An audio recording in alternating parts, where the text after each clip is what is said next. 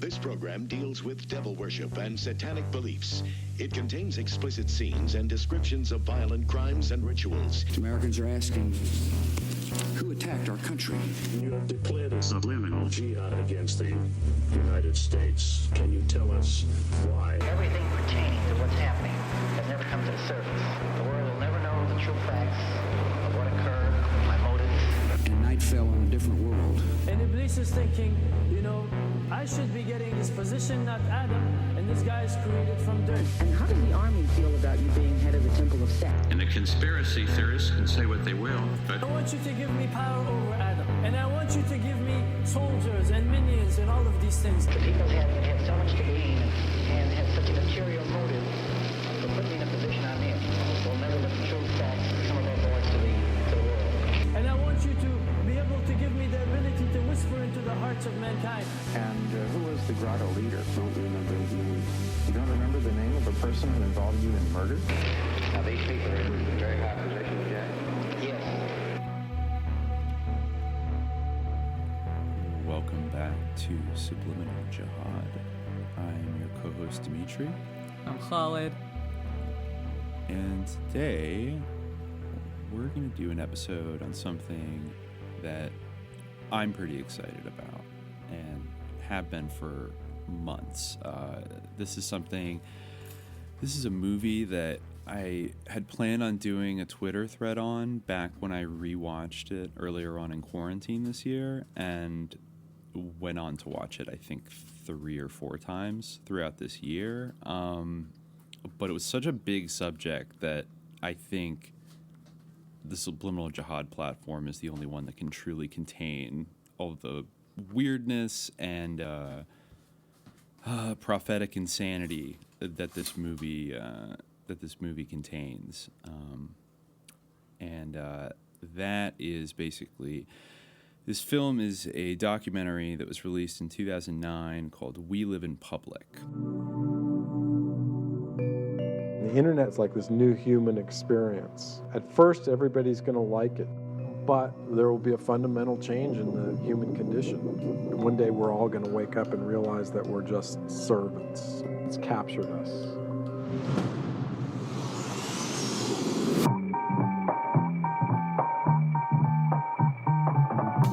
It was genius because nobody had done it yet. He was saying this is the way it's going to be. And he was right. I mean, he was right. He was selling companies for a couple $1 million. Well, we were all a bunch of kids getting paid $10 an hour to try and figure out HTML. Josh was one of these incredible new idols everybody suddenly wanted to be. I'm in a race to take CBS out of business. He was always trying to advance the inevitable. This is going to happen. Let's try it now. It is our function as artists to make the spectator see the world our way. People want 15 minutes of fame every day. So we built a bunker and showed them the future. I remember you telling me about this like years ago.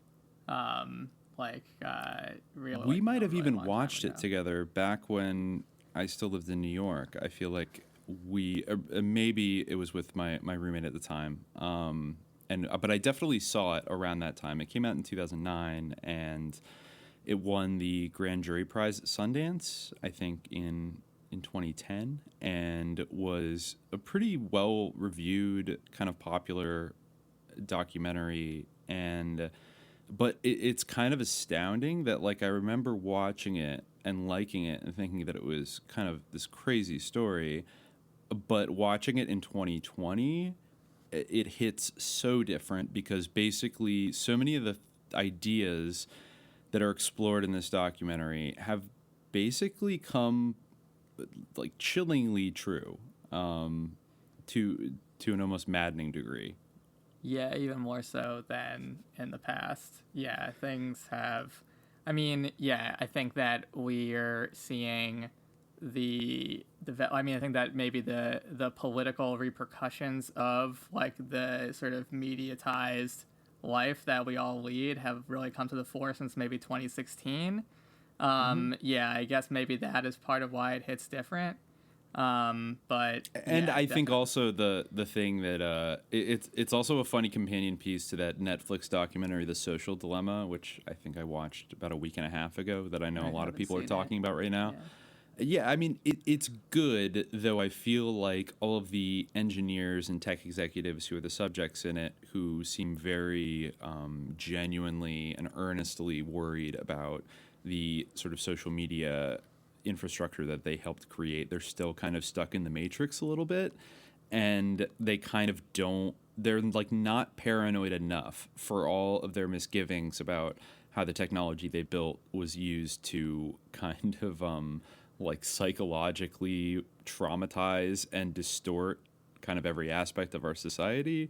They're still kind of just like, what if we had a nonprofit that was, truth telling, and like basically like if we founded a Don't Be Evil Foundation, and like we taught tech CEOs to not be psychopaths. But I think they miss that perhaps this was like a nefarious psychopathic project from the very beginning, and they're still buying into certain lies. And the subject of We Live in Public, Josh Harris, who was an early internet entrepreneur based out of New York in the 1990s, has no such illusions about like the essential goodness of technology and the internet and social media. Even before it basically existed, he was already predicting that it would be used to erase privacy and individuality and psychologically enslave us.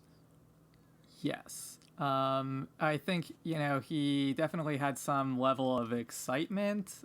He's an unusual figure. I don't know if I would necessarily say he certainly doesn't have any illusions about it, but I also wouldn't say that he has a balanced view of it either. Definitely not. Yeah, he's it's not rooted in a kind of pro-humanist perspective. It's like he's simultaneously warning you about it, but almost in, I mean, broadly defined, a kind of Crowleyan sense. Like he's telling you about what's going to happen before it happens, and then if you don't do anything about it, you're de facto consenting to it happening. Yeah. And that was a point that he was saying, was that people are going to demand this technology. It's not going to be imposed on them like in Orwell's 1984 or even in Brave New World, where there was maybe a kind of undercurrent of like, quote, totalitarianism kind of imposing this on people, but that it would it does hark back to the central idea of, MK Ultra associate Aldous Huxley, that basically people are going to demand their own enslavement. Yeah. And and sort of love it. I mean, they probably won't really love it because it's sort of rooted in trauma and manipulation, but they are going to demand it nonetheless. And I think we can see that like literally everywhere we look around today. Yeah, he definitely doesn't have something that I was just listening to before we got on was this talk he gave at Startup Fest in 2017, which I think he was maybe invited to do as a result of his sort of fame as like a tech prophet resulting from the documentary, which maybe created a new renaissance for him. And he was like saying like, we human beings, we're just like wet CPUs, eventually the computers, the same way you're frustrated when you're talking to the computer, on a helpline, eventually they're going to be frustrated with you. And he was saying that in, his prediction was 2024, we're going to realize that we're on the chicken factory, we're in the factory farm, we're, and the door's about to slam right on our asses or whatever. And we'll have like a moment when we can maybe get out of being imprisoned by machines. But yeah, what's interesting though is like for all of his kind of prophetic genius, he never sort of dedicates his energies to sort of like, fighting against this machine. If anything, his experimental projects have been almost like beta tests for how to more deeply manipulate people and bring about this very thing he's warning about. So he seems to desire it. He seems to want to be like virtual or to be like exist virtually. I think that he's uncomfortable with human existence. Deeply uncomfortable, I think. Which, you could pathologize him as being some sort of exceptional being, but it's not an exceptional real way of thinking. Like, he's definitely eccentric, and he stands out as being an unusual individual. Another thing about him that we'll talk about more in depth later is his obsession with shit.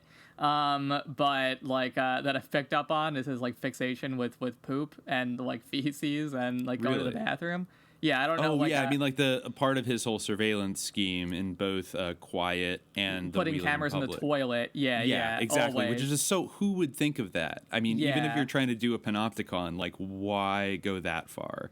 Yeah, it definitely stands out. And in that talk I was mentioning, he also was continually using that as a point of reference. You know, the way that, like, when you go to the bathroom, like, a lot of the time it can detect, like, when you, like, in public toilets, you know, it can detect when you're done, so it flushes automatically, like that type of thing. You know, he was using that as, like, a paradigm of automation. So So my point is that he's, like, a weird dude, but there are, like, a lot of people who are, like, transhumanists who are like, you know, make me a cyborg, like. Yeah, and he did, in one interview I saw, he kind of name-checked Ray Kurzweil, and I think in a kind of favorable sense, but said that, you know, the only thing wrong with Ray Kurzweil is that he's projecting too far out in the future. I think the singularity is going to come faster. Yeah. By 2024. But he's definitely still of that kind of techno-utopianist mind. He's just perhaps a little more honest with himself than virtually every other big celebrity tech figure that we're sort of used to. I mean, in a way, it's kind of refreshing to hear him talk very cogently and prophetically about how, you know, basically the role that big data plays in basically, you know, tech surveillance on these platforms, and how, you know, everything is free except for the footage of you that we own. And was saying this in 1999, you know, so, but you know, Tim Cook or Jack Dorsey or Mark Zuckerberg, they're not going to tell you that shit today. You know, they're not gonna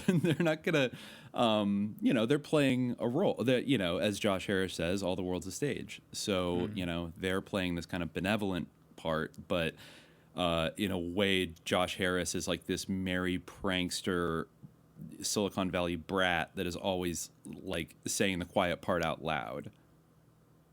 Yeah. So do we want to real quick just kind of give like a really basic overview of like what We Live in Public is, and we should the subject matter of it, so people kind of know what we're talking about. We should talk about his oeuvre and like his life, and the what the documentary kind of chronicles.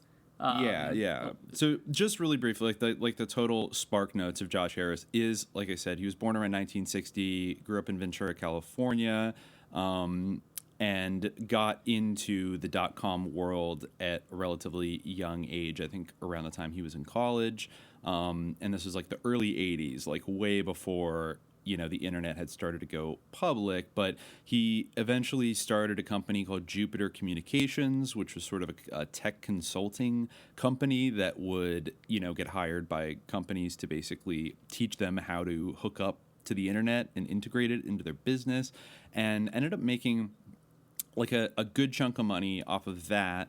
And this is all when he had moved to New York City in the 1980s.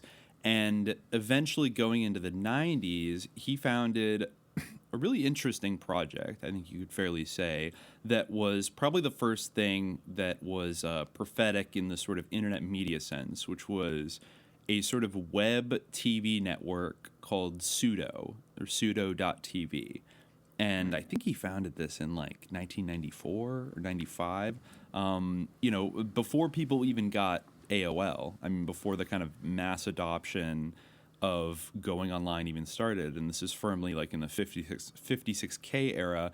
And he pioneered a lot of things, which the documentary goes through, of basically, you know, this total web-based kind of not dissimilar from, you know, any kind of TV network's website or YouTube today, where you'd have hosts on a live webcam, and then you would have a chat room where viewers could interact live with the guests. And that was kind of a mind-blowing idea at the time, that you could have this kind of interactive television over the internet. But of course, it was not very efficient, because the infrastructure of the internet was not there yet to be able to stream video in a kind of smooth and reliable fashion. But it was very, very countercultural, kind of really nestled into like this Silicon Alley kind of tech and art scene in downtown Manhattan in the 90s. And of course, that was a very in some ways was more over the top than the 80s in New York, where you just had all this like Wall Street money flowing around everywhere and all these artists and celebrities and musicians and stuff.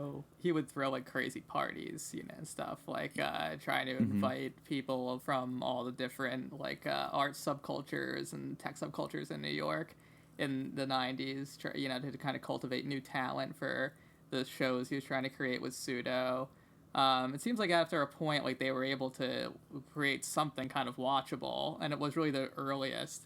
Like streaming video is like such a huge thing now. I know, and it was he was really a pioneer in that. Mm-hmm. Yeah. Like the idea one of the earliest, TV. Along with the people that we'll talk about next week, the Digital Entertainment Network on the West Coast, but this is the East Coast variant, and it did, I think, come out first. So it really was a trailblazer, and kind of interesting that it was this California boy. And did we forget to mention who is well, we'll get to it later, but his father was a career CIA operative named Ted Harris, who was absent for most of Josh Harris's upbringing and died when he was 15. So it's interesting. The son of a CIA officer from California goes out to New York and, and kind of teaches these artistes and avant-garde people, this new technology and how to use it and integrate it with art. But like I said, we'll get back to Ted Harris in a little bit. But fast forwarding to the late 90s, he is throwing these big... Oh, yeah, go ahead. One of the interesting things that from the documentary, he makes a very prescient comment saying, like, we're going to put to a CBS reporter, like during a 60 Minutes segment, he says something like, we're going to put CBS out of business.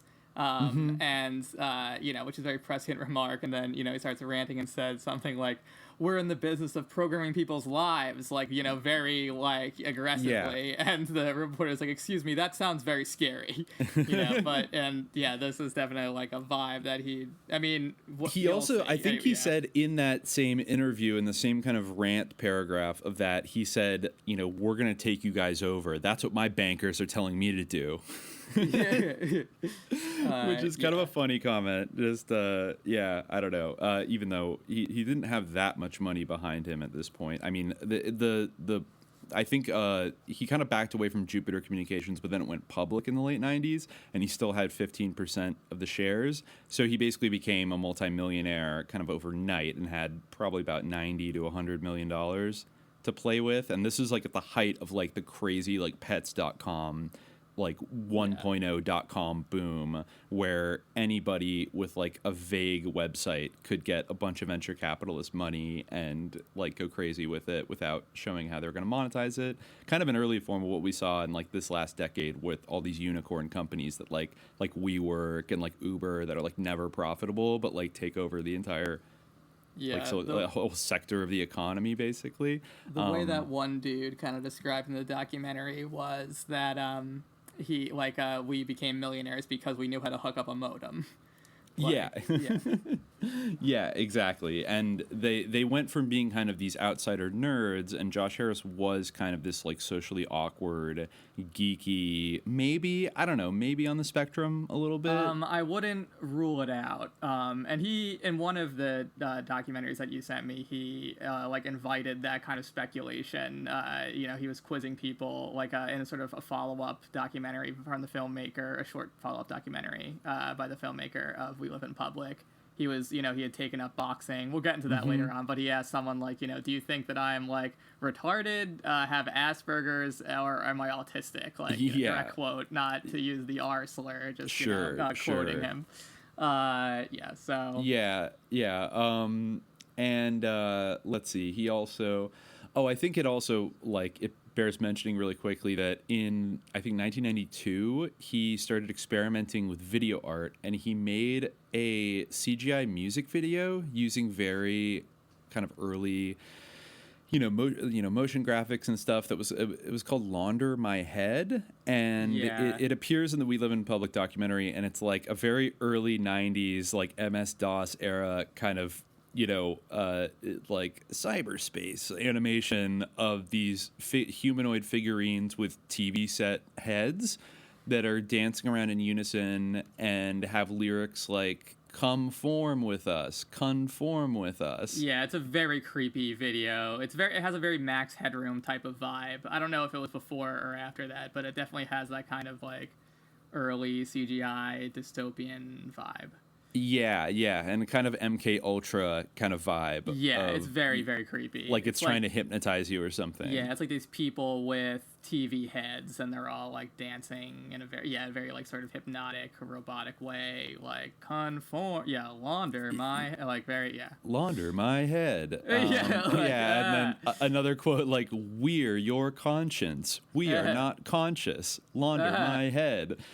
And we'll probably put it in an interlude. It's a pretty creepy song. An interesting thing about Josh Harris that definitely is a through line in the documentary that I think is very telling of his personality is that he is obsessed with Gilligan's Island.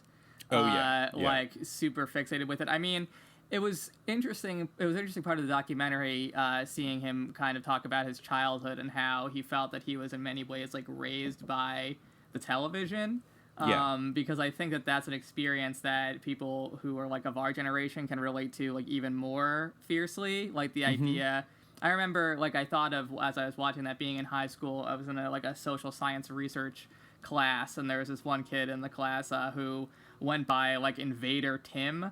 And he actually, to his credit, made the teacher was kind of talking about the influence of parents, in shaping children's values and things like that. And Invader Tim, like to his credit, said something like, I think that he didn't say it in his words, but he said like that paradigm's kind of outdated. Like a lot of kids these days are more influenced by things like TV, like I am by Invader Zim, and that's why I act like him all the time, So, but that's obviously something that like definitely has some merit to it. And yeah, he was like profoundly influenced by like the idea of Gilligan's Island, like being on a ship is something that like the whole notion of the island, his prescience of reality TV, like the voting off the island, this sort of idiom Survivor, like that stuff really kind of carries through. And and he said that he basically gives us kind of his public origin story that because his dad was away overseas so much on CIA business, and his mom was like an overstressed social worker. And he was the youngest of like I think 4 or 5 siblings. That basically he was like one of these first latchkey kids. And I guess it's something you actually hear a lot of boomer artists, even going back to like George Lucas and kind of like his not great relations with his dad, and watching Flash Gordon as a kid and like getting lost in that world. Like the boomers were the first generation to have a TV box in their home, and then I think you saw an acceleration of that, where I think that was a very common theme, like Gen Xers, this idea of kind of like being left to their own devices and being raised by the TV. And of course, it's only accelerated since then with every preceding generation. Now you just added, video games and the internet, YouTube, and then smartphones and YouTube.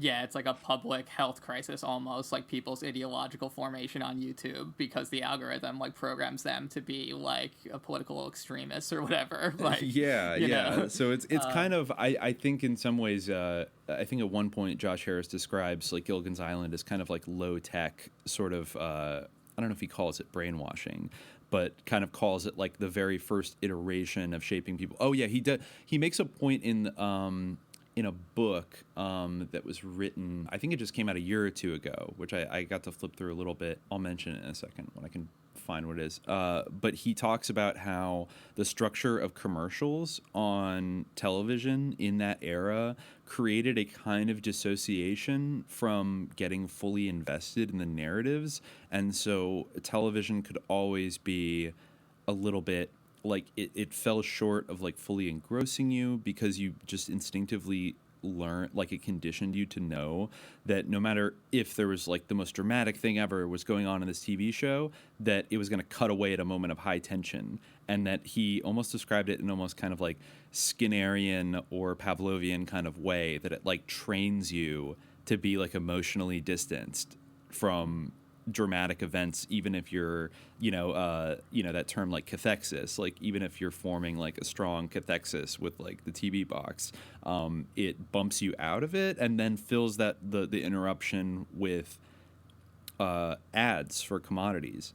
And then that's interesting. Yeah, like he's done a lot of deep thinking on things like Gilligan's Island and like his own way he was raised. And well, I remember like my mom at least would use Gilligan's Island as like kind of shorthand for like dumb television. You know, I think maybe a lot of people saw Gilligan's Island as like, you know, the epitome of like people who were, you know, watching it while it was on the air, like the epitome of like dumb TV. But it's also in some ways interesting because it is like this sort of paradigm of, I mean, it's the classic sort of philosophical fable of like, hey, bin Zan, like Robinson Crusoe, like the idea of the deserted islands there, and sort of it does have this kind of paradigm of virtuality kind of embedded in it, and the rules of reality don't necessarily apply on Gilligan's Island. You know, like there's magic, there's sort of these strange things. There's lots of like clowning. There's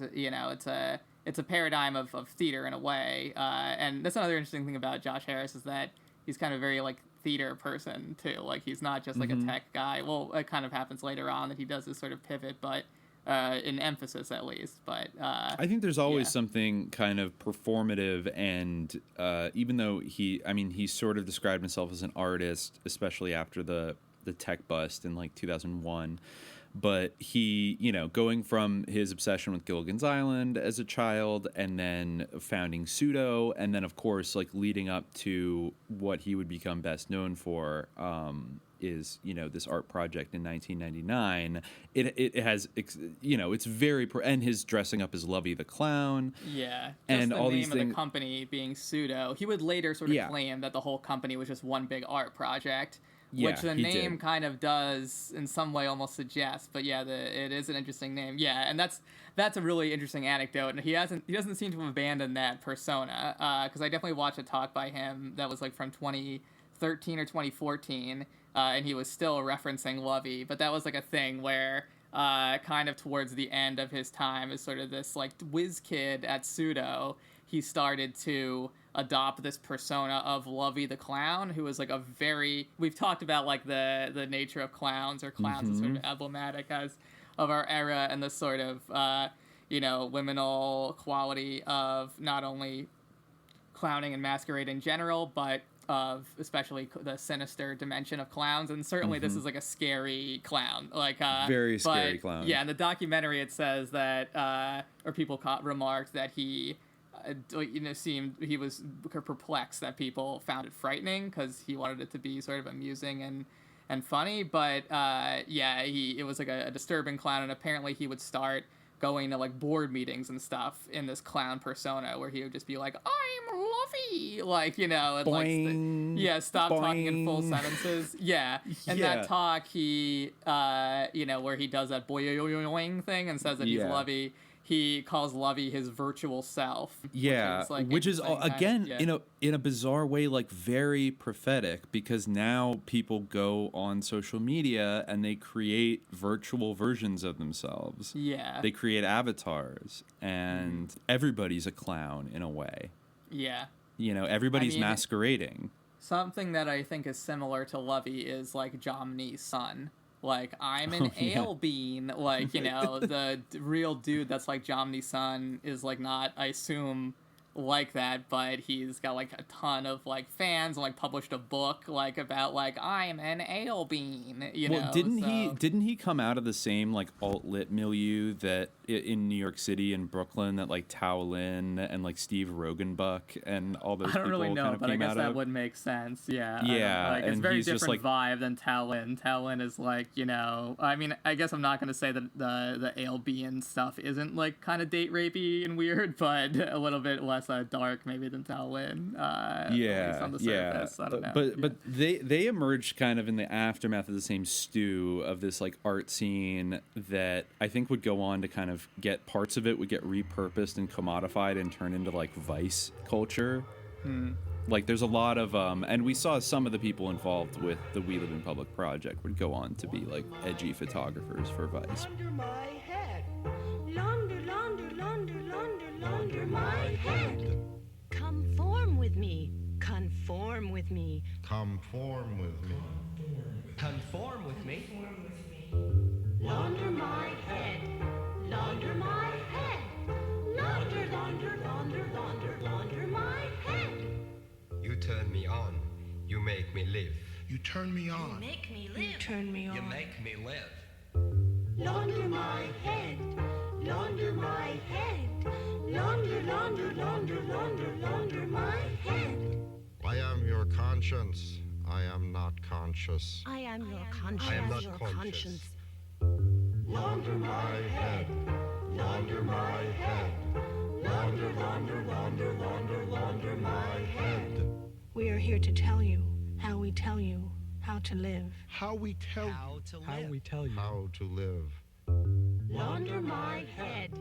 Launder my head. Let's get into just real quick, like the project that is the centerpiece of this documentary is basically this immersive art project that was launched in December 1999 that was called Quiet We Live in Public, and it was promoted, conceived of and promoted by Josh Harris as this like extremely ambitious art party experiment kind of, just this crazy thing. And basically what it was is that he bought a building down on Broadway in like downtown Manhattan, and he like gutted 3 floors of it, and he installed these sort of Japanese style hotel sleeping pods and invited a bunch of artists and some people that had worked for Pseudo and other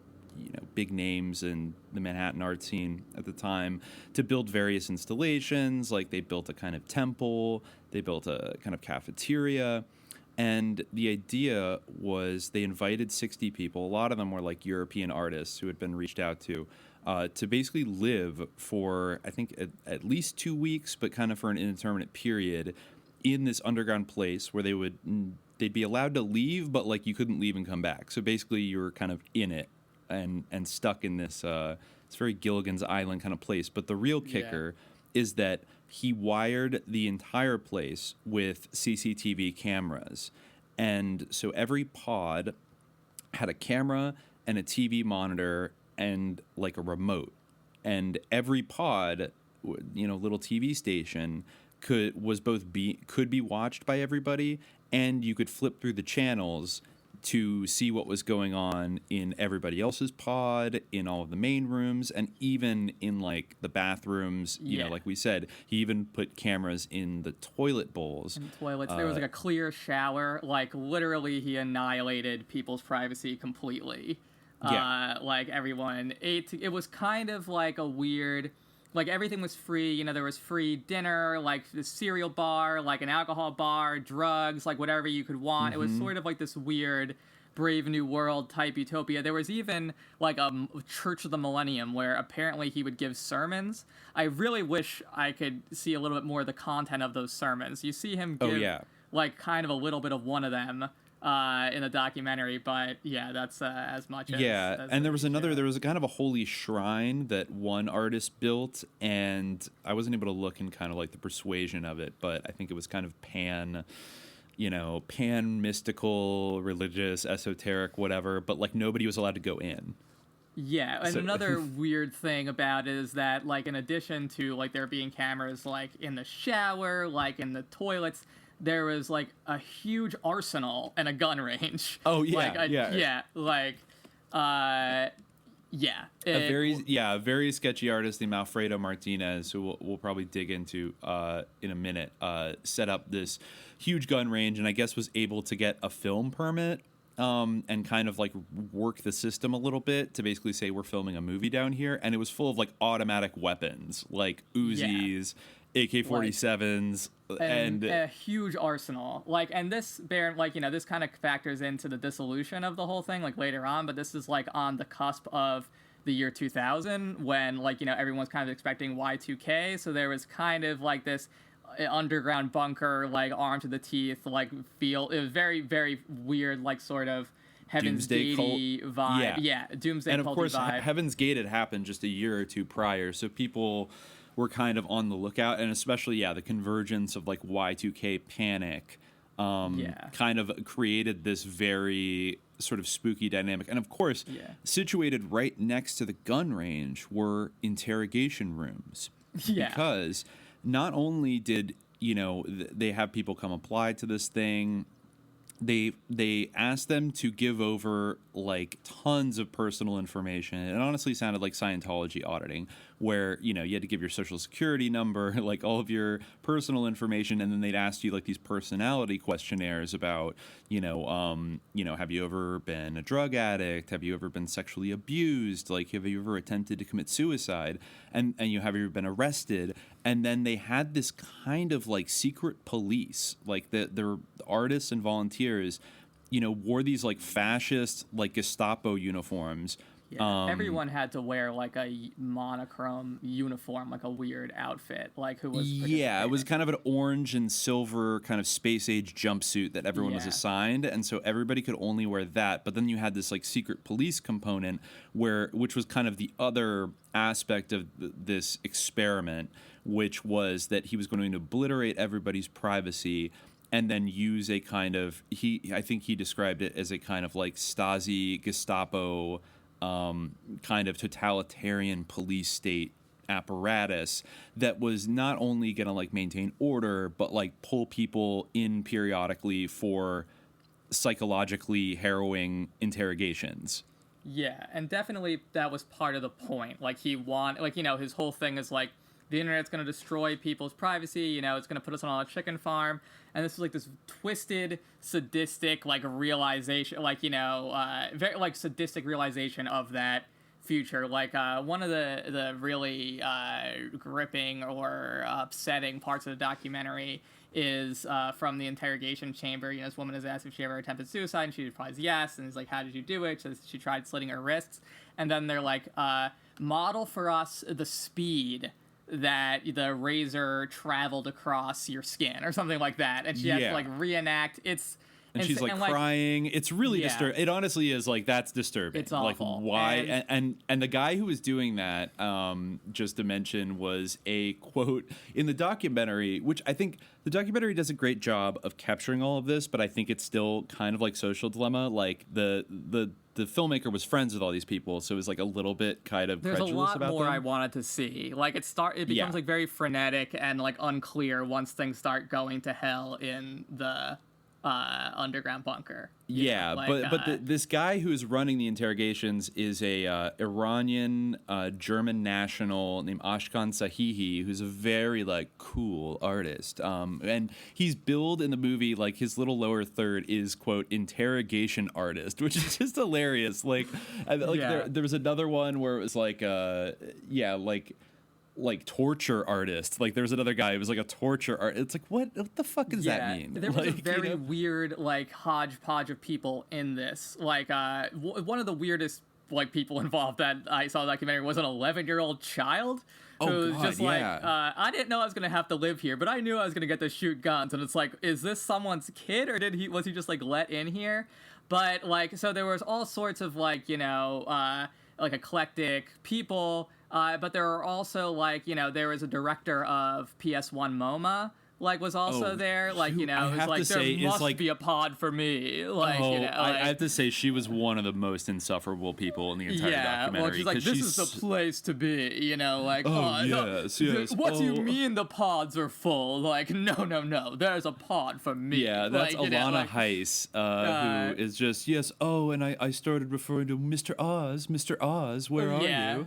Which I think is funny that she called him Mr. Oz, given everything we've said about Oz and Crowley and stuff. But she's just so delighted to be a part of this thing that is happening. Yeah, exactly. And it has no, I think that's very of the elite there was pretty art much world. a rape on camera. In the documentary, there's some dude taking a shower in the clear shower, and it starts just yelling "Oh, Cynthia, come to me, Cynthia," and he just grabs this woman, and pretty much there's no. It's pretty much continuous footage. There's no she doesn't say, give enthusiastic consent at all. No. And he's pulling her and dragging her into the shower, and she seems to be struggling to get away from him, and everyone else is just gawking and watching. Josh Harris is sitting there with his New Year's hat on, chomping on a cigar, just boredly watching this happen.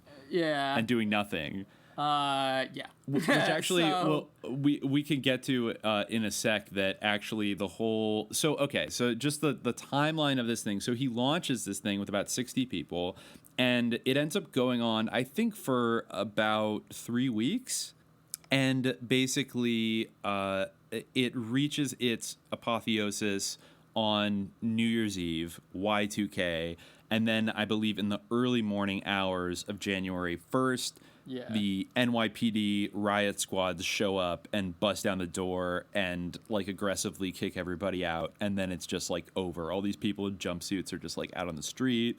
They have and Josh Harris is just like, get the fuck out, like just like kicking everybody out.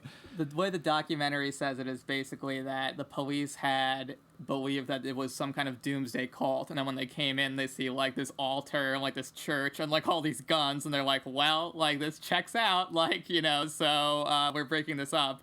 And and they say that Josh Harris, like, basically at that point had satisfied himself of his hypothesis that if you do this, everyone's going to go insane. So then he didn't actually care about continuing it or preserving it at all. And just actually, I found something in another article, which I'm sure we'll put in our show notes when we post those. But I actually, the documentary doesn't go into this at all, but it makes a lot of sense. And I'll just quote here.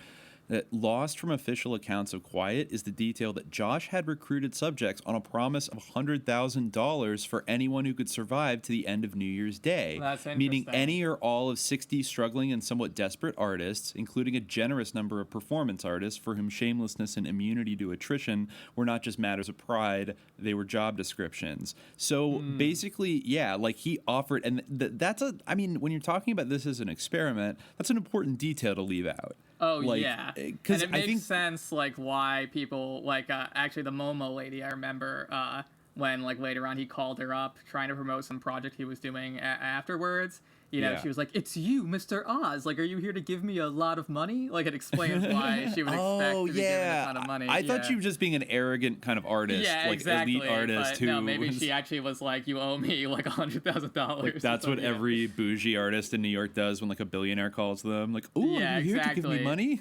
Yeah, but no, that makes a lot more sense. Like maybe she was waiting for her $100,000 to come in, and of course that would have been like $6 million.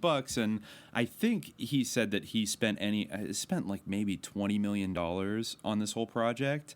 And they described like him walking around in like a just sort of like a delirious rage, just like with wads of $100 bills. Just like if someone would come up with the most harebrained idea for like an installation, he would just like peel off like $5,000 and just be like, go do it, you know, and was pissing out money left and right. And some artists thought that this was sort of probably set up to be like a tax loss scheme, you know, like he was writing off the whole thing as a loss so he'd have to pay taxes. But one of these articles does go into more detail that like he became incredibly frantic in the last few days that he had made this promise to everybody, but nobody had dropped out. Like everybody was like hanging in there, even though it was spinning into kind of darkness and chaos. Like, I mean, it's like when you put it that way, it is kind of like going on like Fear Factor or like Survivor or one of these kind of like challenging reality game shows where you know it's going to be abusive and fucked up, but if you survive, you get $100,000. So like, why not just roll with it? And so he tried a number of things. Like he put a couple in the store display window of the building that was facing the public and had a woman give a guy fellatio and thought that like the Vice Squad would come in and shut him down. They tried like putting an art exhibit at City Hall, which had like girls XXX and like neon, and they like put it outside of City Hall to like protest Rudy Giuliani's cleanup of Times Square. They invited a bunch of city officials there to play Risk, which is kind of a funny thing. That is weird. And then they planned on somebody to like run up and like kind of accost one of them physically to like scare these guys. and I guess it just like didn't have the desired effect. So it was like he was trying all this shit to get busted so that he could have an out, and then finally on New Year's Eve, I forget exactly what he did. He might have actually like called into the NYPD and said like, "There's a doomsday call here. They're all going to kill themselves." There was even that detail where he said like, you know, I've been dodging them, you know, for a while. In the documentary, there was even that part where he said something to that effect, like, I know like how they operate and they won't bust me before my time. Yeah, I'm confident You know? Giuliani won't bust me before my time. Yeah, what my does that time mean? being Yeah. like when I technically get out of like my contract or whatever, where like I don't have to pay any of this money. Wow. Okay.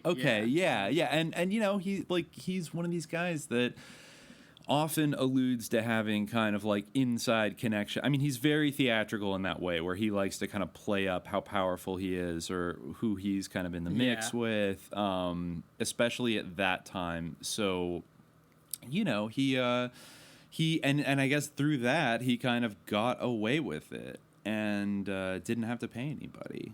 Yeah, But he went off and did a Gilligan's Island thing on a boat like for a little while afterwards, and then he did his new thing, which was basically like to Truman Show himself and do the same thing like to himself in his own apartment with his girlfriend. Yeah, with Tanya Koren, who was a TV host on Pseudo. Yeah. And so, you know, they were friends for a while, and then they fell into a relationship somewhere around like the time of Quiet, and then he decided to like literally do it to himself. So he rigged his entire loft with surveillance cameras, including in the toilet, because like we said, he has this kind of a scatological fascination.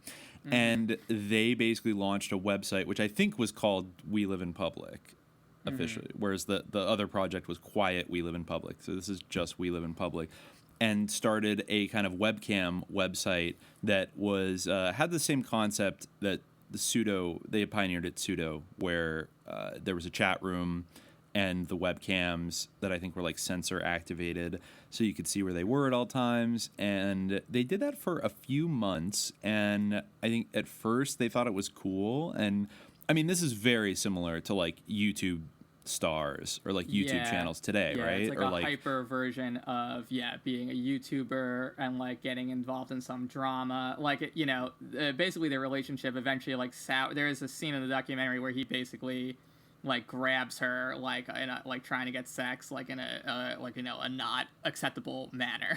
Like you know, she's like, let go of me, like stop hurting me, you know. And and it's like really rough, and it's all like on camera, and like it's the whole all chat dark room, like, you know. And he, of course, he felt like he was being persecuted by the fans because they were going over to her side after he like, you know, attacked her on camera. But and he basically, like, she left, he started to spiral downwards. Like there's this one really eerie scene where he's just like muttering to himself in the mirror, like, it's all gonna come out. Yeah, it's all gonna come out sooner or later. It's all gonna come out sooner or later.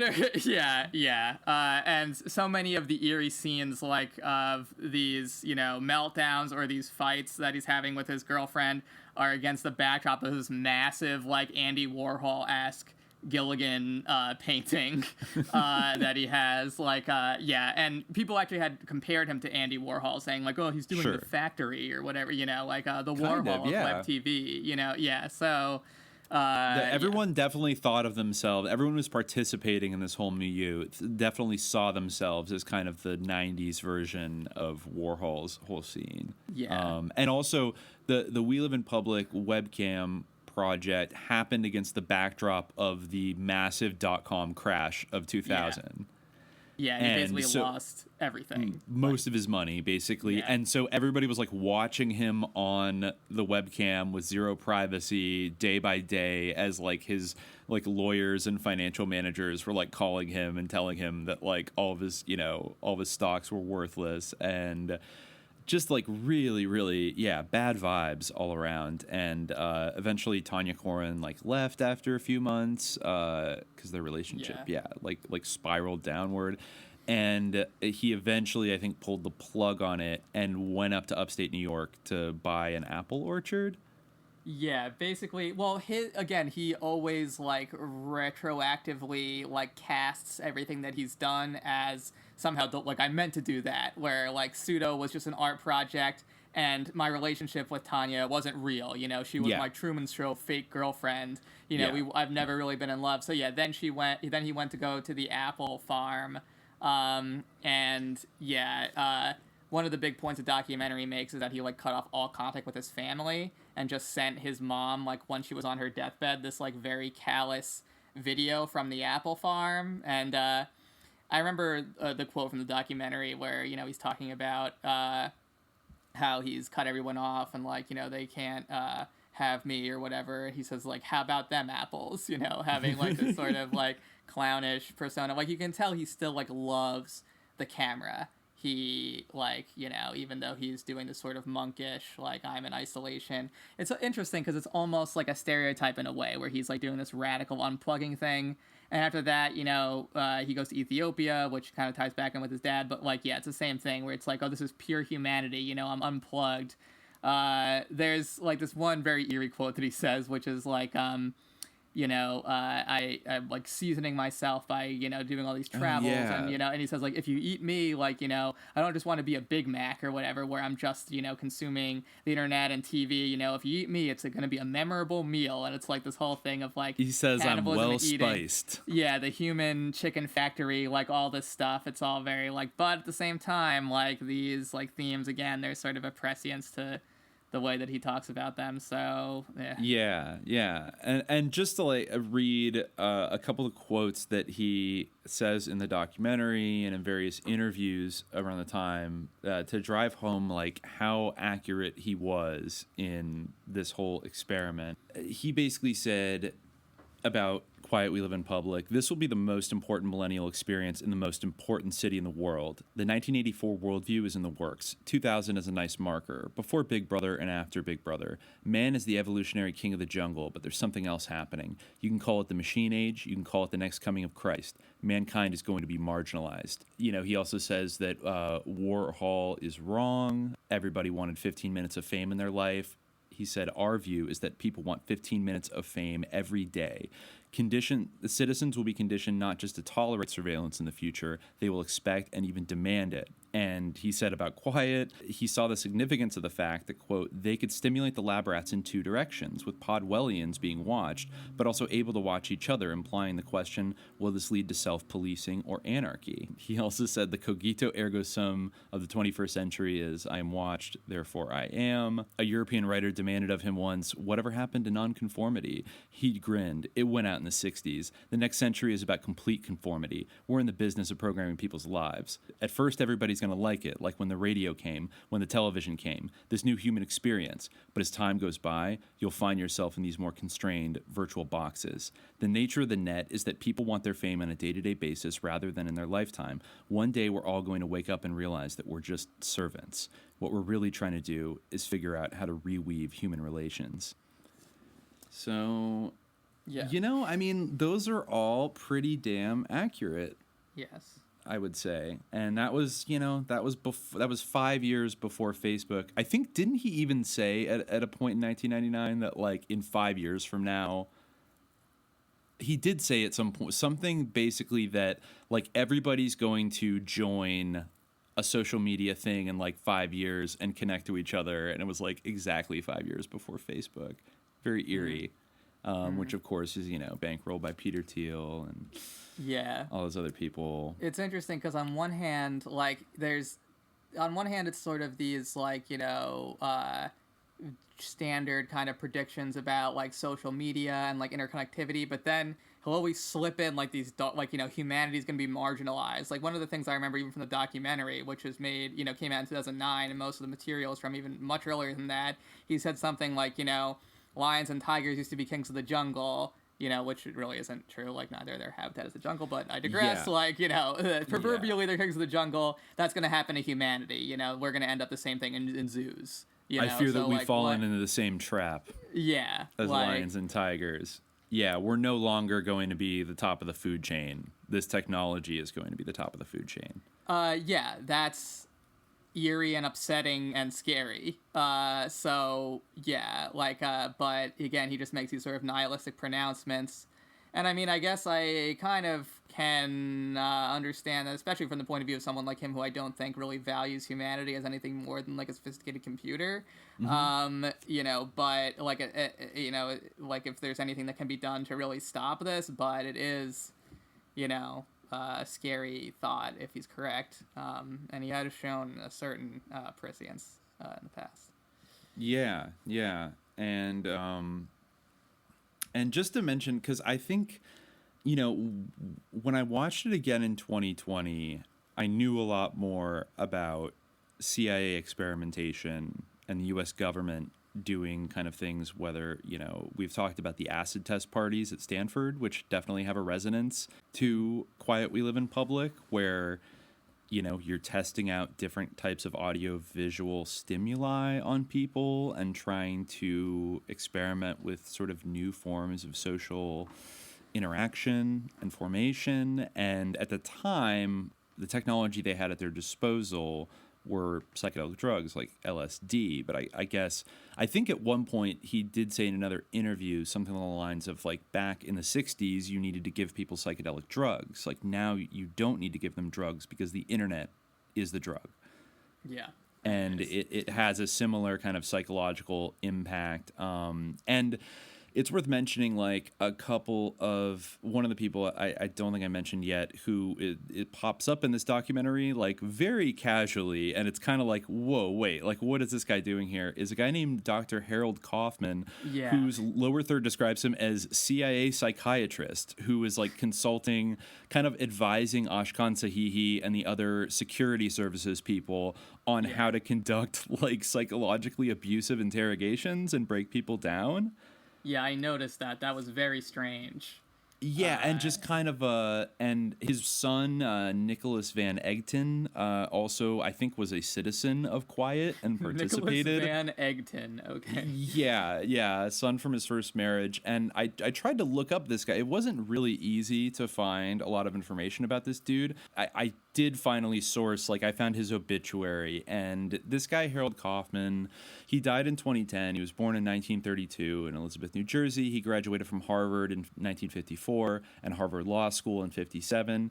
And after graduating then, he briefly practiced law before moving to Brussels, Belgium to study medicine. NATO, kind of sus. But jazz, apparently, this obituary was in the vein of he was a very big jazz enthusiast. So jazz quickly took precedence over his medical studies. After becoming music director of the U.S. Pavilion at the 1958 Brussels World's Fair, another thing that the CIA had probably infiltrated, Dr. Kaufman moved on to Paris to play piano in jazz clubs. Returning to the United States, he toured with trumpeter Chet Baker in 1963 while attending medical school at the University of California at San Francisco. He graduated in 1964, did a residency in psychiatry in New York, and came to Washington in 1968 to work for the U.S. Public Health Service. Dr. Kaufman had a private practice for many years and had 2 stints as a staff psychiatrist at St. Elizabeth's Hospital before retiring in 2003. From 1969 to 1980, he taught law and psychiatry at Georgetown University's Law School. I think that's where the Podestas went. Consulted with the Justice Department and U.S. Attorney's Office, and, this is interesting, traveled throughout Eastern Europe evaluating mental health needs. Okay. This is just a normal CIA psychiatrist traveling around the Eastern Bloc evaluating mental health needs. Totally normal. But in 1972, he bought the Rogan Jar, which was a 55-seat basement jazz club on N Street in DuPont Circle, in very hoity-toity mover and shaker part of Washington, D.C. And and he would perform on Sundays at Charlie's in Georgetown, the 701 restaurant, and at private parties. Summing up his life to the Washington Post in 1976, he said, quote, "I'm an eclectic." He sure was. But it's interesting in that article about him, you know, kind of eulogizing him as like a jazz enthusiast. Like, they made no mention of the fact that he was in the CIA, but this documentary somehow knows that he was in the CIA. And, you know, so I think you could read a lot of his resume items as undercover work that he was doing for the agency. You know, his psychiatry or his medical residency in Belgium, the UCSF, working for the U.S. Public Health Service, St. Elizabeth's Hospital. I wonder if there are MK stuff going on there.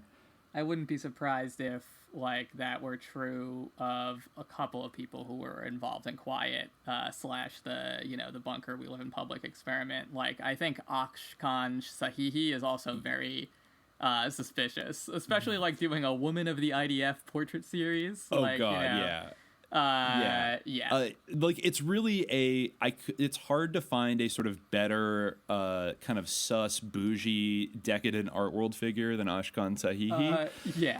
Yeah, just to mention a couple of his projects, you said the Women of the IDF portrait series, and then there was like a series called Kiss, where like it was just a close-up, like a Polaroid close-up of him making out with like 25 different men and women.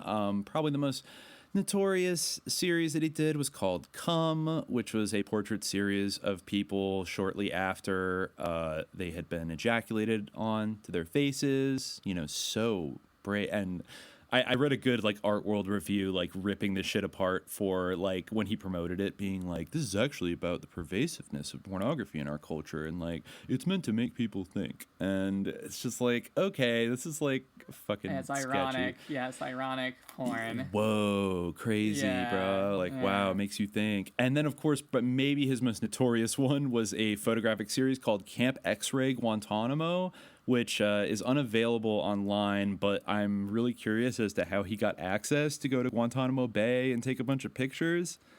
Yeah. He also did a hypnosis series and a drug series, which is like, well, I guess as an interrogation artist, those are two natural projects to pursue. Yeah, and he also did a more mild kind of photo portrait book called Die Berlinerin, which was basically a portrait of different Berliners. And actually, it's like if you look on his Wikipedia and on the Twitter of the U.S. consulate in Frankfurt, there's a picture of him holding up the book with the U.S. ambassador Emerson and his wife, who is a portrait subject in the book, and they're hanging out at like the book launch was at the U.S. consulate in Frankfurt, basically. So this guy is like in good with the U.S. government.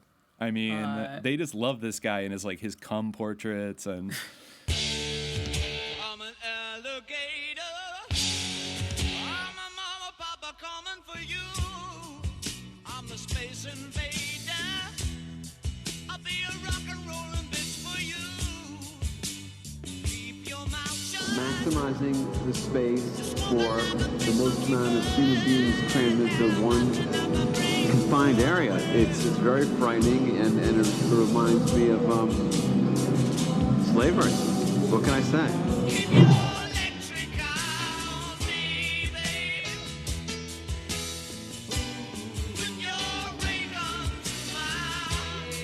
I didn't care to see other people having sex. I've seen it before. It's quite boring. It's been done.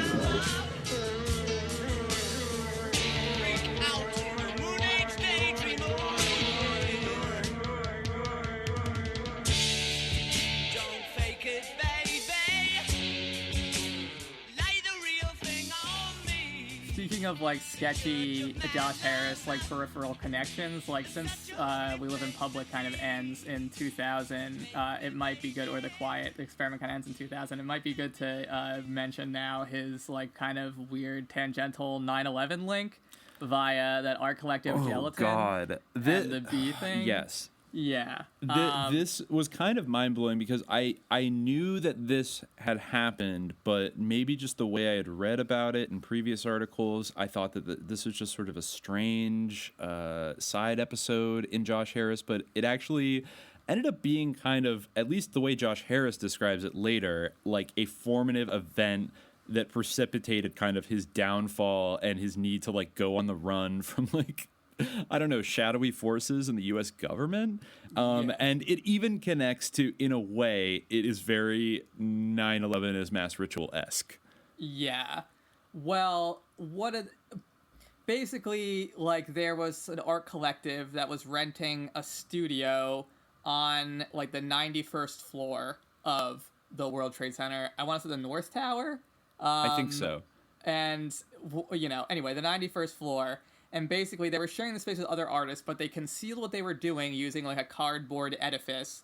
And they basically removed a window from the World Trade Center, created like a sort of flimsy balcony, and went out and stood on it. And Josh Harris was actually involved with filming this from like a helicopter. And there was some footage of it that's pretty hard to find. Like I wasn't actually able to track it down. It's kind of, there is maybe a book chronicling it, but anyway, yeah, so it was this weird, there is, it doesn't really seem like very impressive as like an art piece. I guess like, you know, sort of the adrenal aspect of it, like the daredevil thing is sort of a form of art what people do with tall buildings maybe, but it seems like they just stood on this balcony while they were kind of filmed.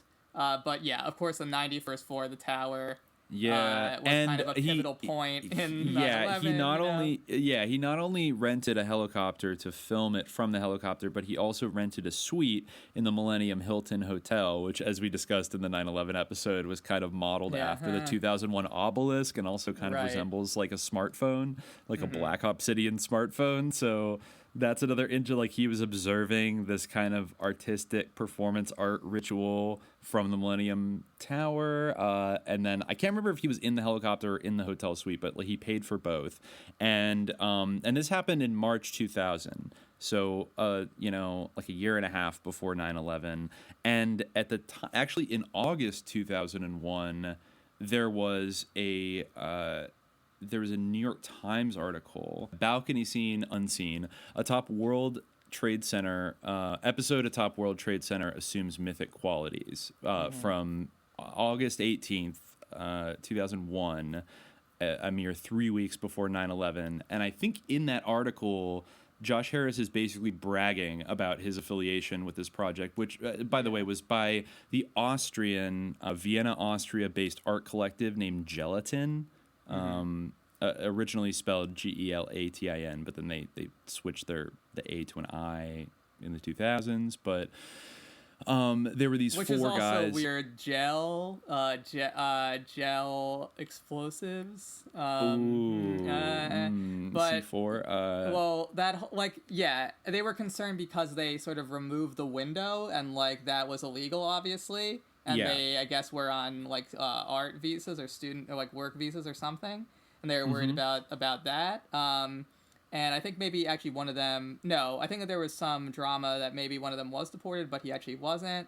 I don't know, but yeah, like the whole thing of like they're taking risks like at that height, like, you know, suspending themselves, like they could fall, and then like a little while later, like all these people do fall to their deaths, and there's that famous photo, impending death, which is like of that part of the tower. It's bizarre. It is bizarre. Yeah. And yeah, so like as recently as August 2001, they were kind of alluding to this event and like being coy and like not quite saying whether or not it happened. And then the New York Times does this whole write-up, and Gelatin, which is Ali Jenka, who I think is like an Arab Austrian, and Florian Reither, Tobias Urban, and Wolfgang Gantner, they pulled off this stunt at like I don't know, was it like 3 a.m. or something like that, or 5 a.m. And they filmed it, and then 9/11 happens, and like a month after the NY Times write-up, again, just to emphasize. And according to Josh Harris, in later interviews that he gave, like in 2011 and then in 2014, he's like really freaked out about this art thing. Also, worth mentioning that Leo Koenig, who is a German art dealer who at the time was in his early 20s, but he was the son of a really big German art curator named Gasper Koenig. And he had moved to New York, and he was actually one of the people that was involved in building installations and kind of helped build Quiet We Live in Public. And I think even he bought his art gallery. He rented the empty building next door to Quiet We Live in Public, and was like pretty close with Josh Harris.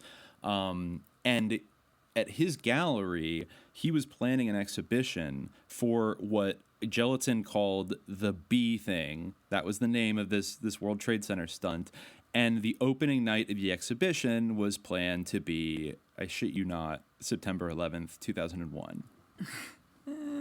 So, I mean, there was an exhibition that day. I saw in there was one article that said that the building was destroyed on 9/11, so they didn't have the exhibition. But then another one said that I think Josh Harris himself said that they did have the exhibition that night, and people that were like in, a little further north in downtown Manhattan, like some people did go to it because everyone was so like shell shocked and like disassociated that they just like Weird. Some people still showed up, and it was just like a surreal thing. Weird. Very weird. And he's even alluded to that in one ArtNet article from that was written by Anthony Hayden Guest, who is also involved in Quiet We Live in Public. He talked to Josh Harris, and Harris said to him very obliquely that Gelatin and the Beething Project were somehow involved in the 9/11 attacks, but refused to give Anthony Hayden Guest any more details about that. He also claimed that the FBI started coming after him after 9/11 because they were aware of this art project, and they found the coincidences in it so suspicious that they started like coming around and harassing him. And they were also mad because all of the film that Gelatin had taken of this, they had left the country by then, and they had gone back to Europe.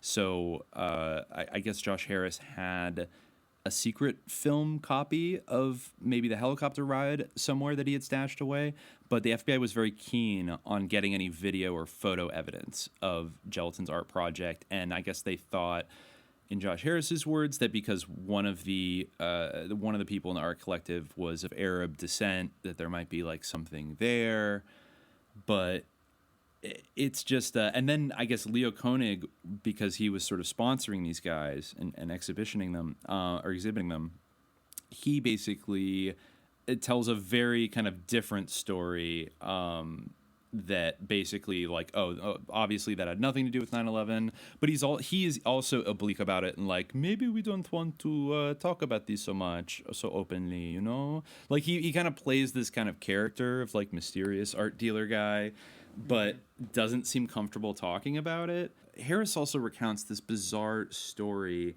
of how he came to sell his apple orchard, and Josh Harris put his farm up for sale in 2005, and a man named Robert Rosen, who he described as a former New York State Navy admiral. I don't know exactly what that means. Like maybe is there a Navy National Guard or something? Wait, a former New York State Navy admiral? That's how he describes this guy who offered to buy his apple orchard. From New York? I don't know. I don't really know. But and I haven't had time to look up Robert Rosen, but he was, I guess, a former Navy admiral, offered to buy it.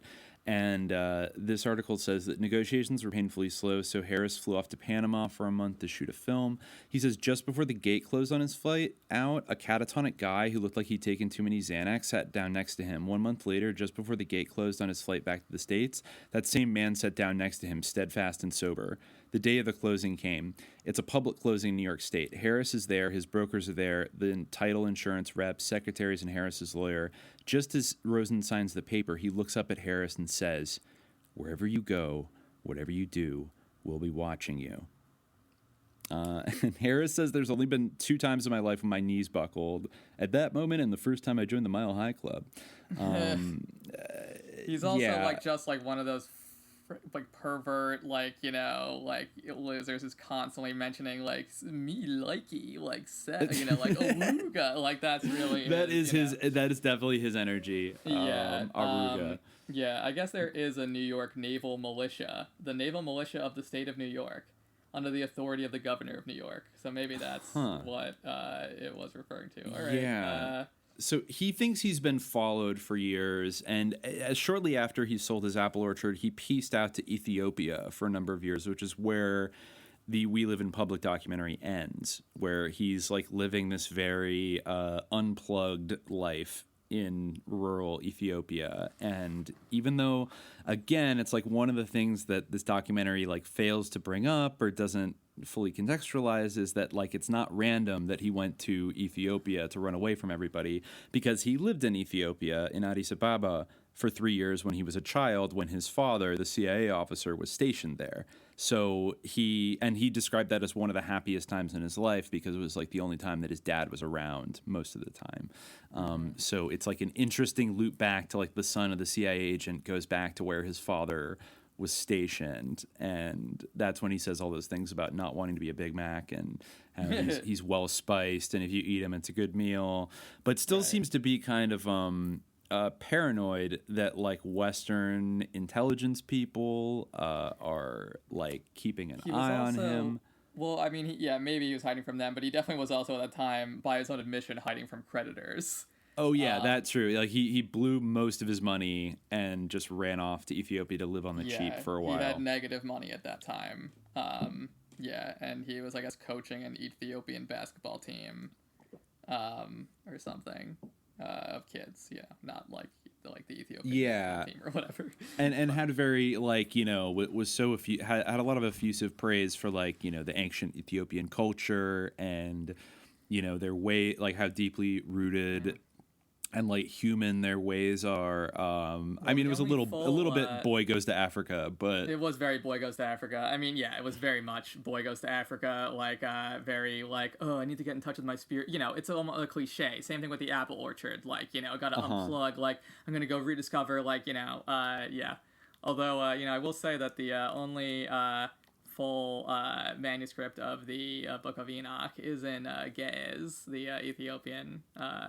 Honestly, I was looking a little into Ethiopia around early. I think maybe we should do an Ethiopia like religious, because they got ancient Jewish tribes. They have the oldest Christian churches. Interesting. The early Muslims sought sanctuary there from that's right persecuted by the Meccans. I saw that. Yeah, it might be good to get someone from Ethiopia, or probably at least from Somalia or something. Although that might be might not mitigate our bias, but I don't know. But I think it's also worth mentioning that.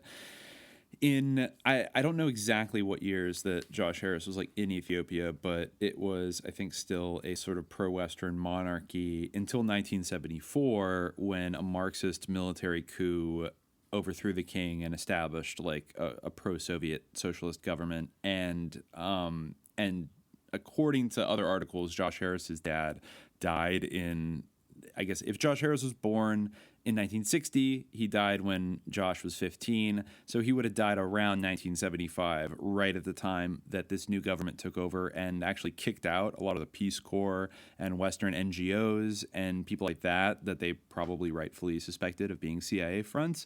So,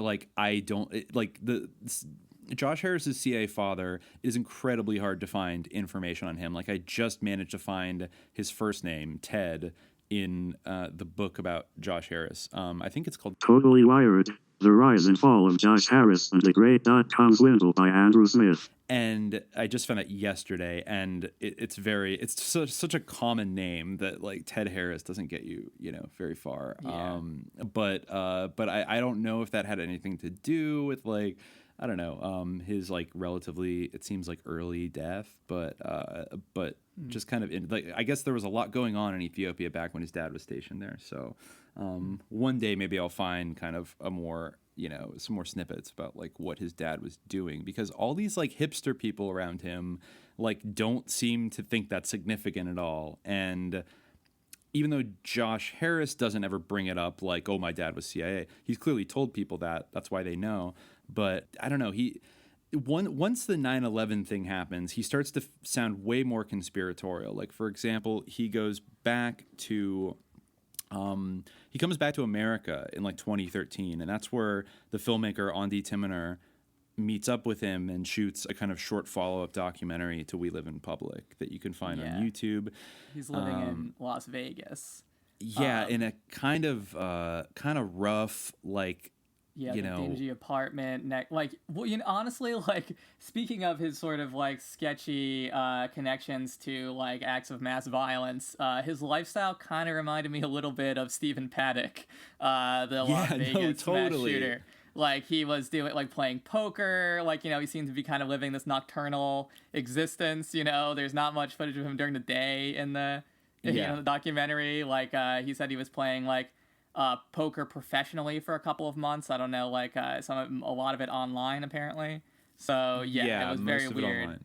Yeah, and he said he was earning about $650 a month in profit from playing online poker, which is weird because he was in the shadow of the stratosphere kind of needle and was pretty close to like downtown Vegas and everything. But I think we talked a little bit before the podcast, like the interesting choice to like play poker online as opposed to like walking down the street. And you would almost think that given his beliefs about technology that maybe poker would be, he'd want to play it in person because that's the only way you know that like an algorithm isn't manipulating it. Because he says at one point, talking about poker, like, I wonder every time the algorithm gives me that hand, that winning hand, like I wonder if it's like he seems to be implying like I wonder if it's them. Like the sort of panopticonic, giving him a winning hand. Yeah, because he was saying, like, it's not an accident that I have no money right now. You know, if I wanted money, I'd have it or something. You know, like, so he sees this as all part of some providential arc, you know? Or I guess he could see it flip side as, like, if he keeps getting losing hands, he wonders about the algorithm of, like, are they making him lose because they want him to stay poor, or maybe they want him to win? Basically, it harks back to his, like, obsessive ideas that basically, you know, humans are going to give up their sovereignty and their choice. Like, these choices are being made for us in a kind of occulted way by the people that are controlling these, like, technological systems. Yeah. And so you can't know if you're really, like, winning at poker or if there is, like, a pure element of chance anymore. Everything could be compromised. And what he was ranting about mostly in that documentary was his idea of the cyber ship, which it's kind of hard to wrap your head around, and apparently that's what a lot of like venture capitalists or like television executives would say when he would go to them with the idea. That it's kind of like, it's a big idea. You know, he said something like, whenever I talk to people, they say two things. They say it's a big idea and it's hard to wrap their head around it. And it's like, you can just imagine, like, you know, but he's like, yeah, well, you know, you're thinking about smaller ideas, like, so like, you know, you could just imagine people being like, yeah, it's a big idea. But anyway, it was hard to wrap my head around the cybership idea, but I think that I kind of came to understand it after I watched his TEDx Broadway talk, which was like, you know, kind of like a peripheral version of TED Talks focused on Broadway. And it was a really weird presentation, which was kind of about his visions for like theater in the 20th century or 21st century.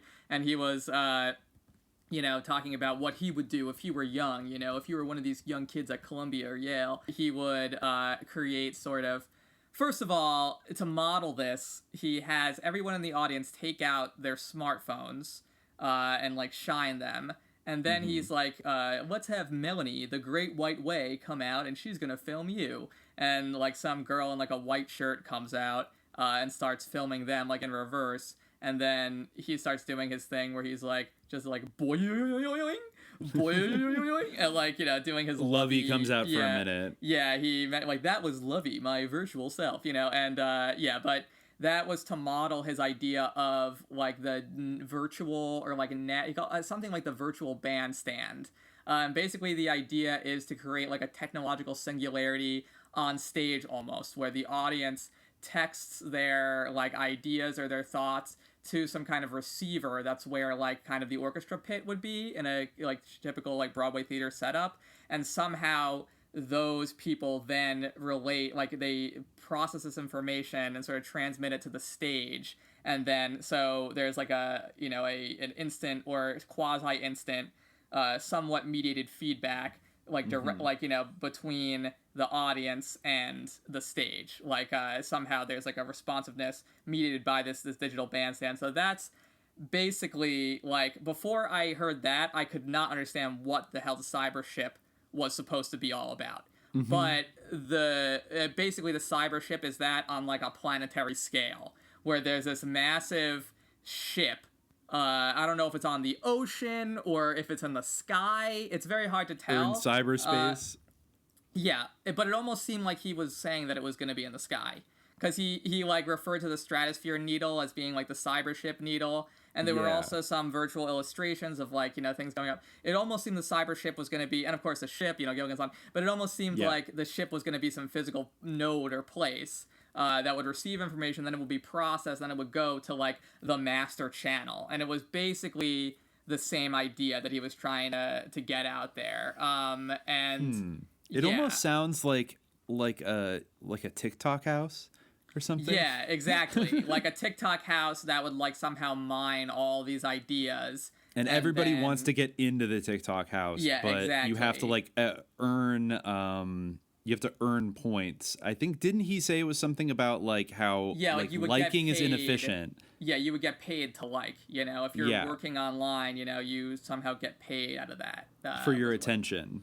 Yeah. Which I wonder now is like if that is something we might see in the next like 5 years of this kind of model of, maybe if to deepen the cathexis, if you will, they're going to start offering these kind of things where like you get paid for like you get like micro payments for your attention. Yeah. I could say to play devil's advocate, although I feel like as we talk about in the show, like the devil's advocate isn't really taking the like unusual position nowadays. I feel like that should be called God's advocate. But anyway, to take like a contrarian, I like it. To take a contrarian position, his predictions are like in a way very impressionistic. Like especially when it comes to the cyber ship, like it's kind of like it reminds me of that old like Ali G skit where he's like, he goes to some guy like pitching inventions. He's like, it's a hoverboard, it's a skateboard that flies. And he's like, okay, like how does it work? And he's like, that's where you come in, like there's no like actual way to. That's true. He doesn't seem to be super. I mean, I think like he knows technology. He seems to have this great grasp of like how technology sort of functions in like a macro social kind of like a sociological way and like a psychological way, but doesn't seem to be very passionate about the actual building of it or teaming up with engineers that could build it. He's just like the idea man and just throws it out there. It makes sense that the time when he had the most success and the most money was like during the .com boom, which was like kind of based on air and ideas. And when it came to like, maybe delivering something a bit more when people got a little bit of a better sense of things like in that domain, his ideas are like very sort of fuzzy and he's just kind of this weird coprophiliac prophet. Just to expand a little bit on his like cyber ship, I think it seems like maybe it's gone through a few different kind of brand names, but this seems to be the project that he was like most fixated on throughout the 2010s. And at one point he was calling it Netband Command, which was going to be like a new kind of conceptual art exhibition. Interesting. I can't find. Sounds like the bandstand. Yeah, so there's a connection there too. I think that kind of that it summed up a lot of these ideas into a project, which I'm not even sure ever actually was exhibition, but. Just to read from this from Purple Diary, I guess a French art magazine, titled The Netband Command, Harris's vision can be described as a hierarchically ordered version of the website Chat Roulette in which anyone with a computer and a camera can become a live television channel in a globally connected network. The endeavor would offer as many opportunities for members of the general public to become celebrities as it would for large corporations to monetize our minds. An investment vehicle Harris likens to the sale of mortgage derivatives. I first met Josh in January 2011. I had tracked him down to the art dealer Gavin Brown's summer house in upstate New York, where he was at work on a novel. I invited him to Manhattan to film a discussion between himself and the author Daniel Pinchback. A week after we had finished filming, Harris applied to take over MIT's prestigious media lab with the aim of studying the singularities effect, the weaving together of billions of human brains in a vast data net to form a new, higher form of intelligence. I just want to mention real quick the MIT Media Lab. You might have heard from two main things, which is that one, the longtime person running it, I think, was Nicholas Negroponte, the brother of Iran-Contra criminal and like Reagan Bush appointee John Negroponte, who also got brought back to run the war in Iraq, and also was the generous recipient of millions of dollars from Jeffrey Epstein. So that's cool. And I don't know what ever became. That's the first time I actually saw Josh Harris's name linked to the MIT Media Lab. I assume he was not hired. I assume he was not hired, yeah. But in his application, he stated, quote, "There was a time in the 90s when I was one of those hot, rich internet entrepreneurs everyone talked about and envied. Some people argue that my ability to see the future is downright preternatural. Others would say that I'm the Warhol of the web. But I would just argue that Artwise Andy is simply my (M) ad man who promotes the factories I build. My special gift is really the ability to use technology to create the future in the present. And of course, I do it with great showmanship. And then there's an interview. Then after that, he ended up in Las Vegas, where he was like a year later, I guess, didn't get to work in the MIT Media Lab and ended up playing poker instead. And going to a boxing gym 6 days a week, not really showing significant gains on the front of becoming a boxer, but No, looks pretty worn down. Yeah, and he was very jittery. It was he didn't look super good in that, and I saw something else. I didn't watch the entire thing. I watched his whole talk, and I watched some of the Q&A segment of the sort of talk he gave as part of Startup Fest in 2017, which I think, as I said, was kind of produced or kind of came out of his popularity from We Live in Public, and they were doing a screening of the documentary and a Q&A with him, and he just basically went on in very apocalyptic terms talking about the singularity. He basically set 2024 as being a time where, that's his end point for when we're going to be on the chicken farm, and this net ban command thing kind of reminds me of his answer to one person, because he just went on, with this really grim picture of the future. And this one guy said, I'm feeling scared. I have kids. Do you think that that was a mistake? Should we not be having kids at this point? And he said something that was I can't really help you on the having kids front.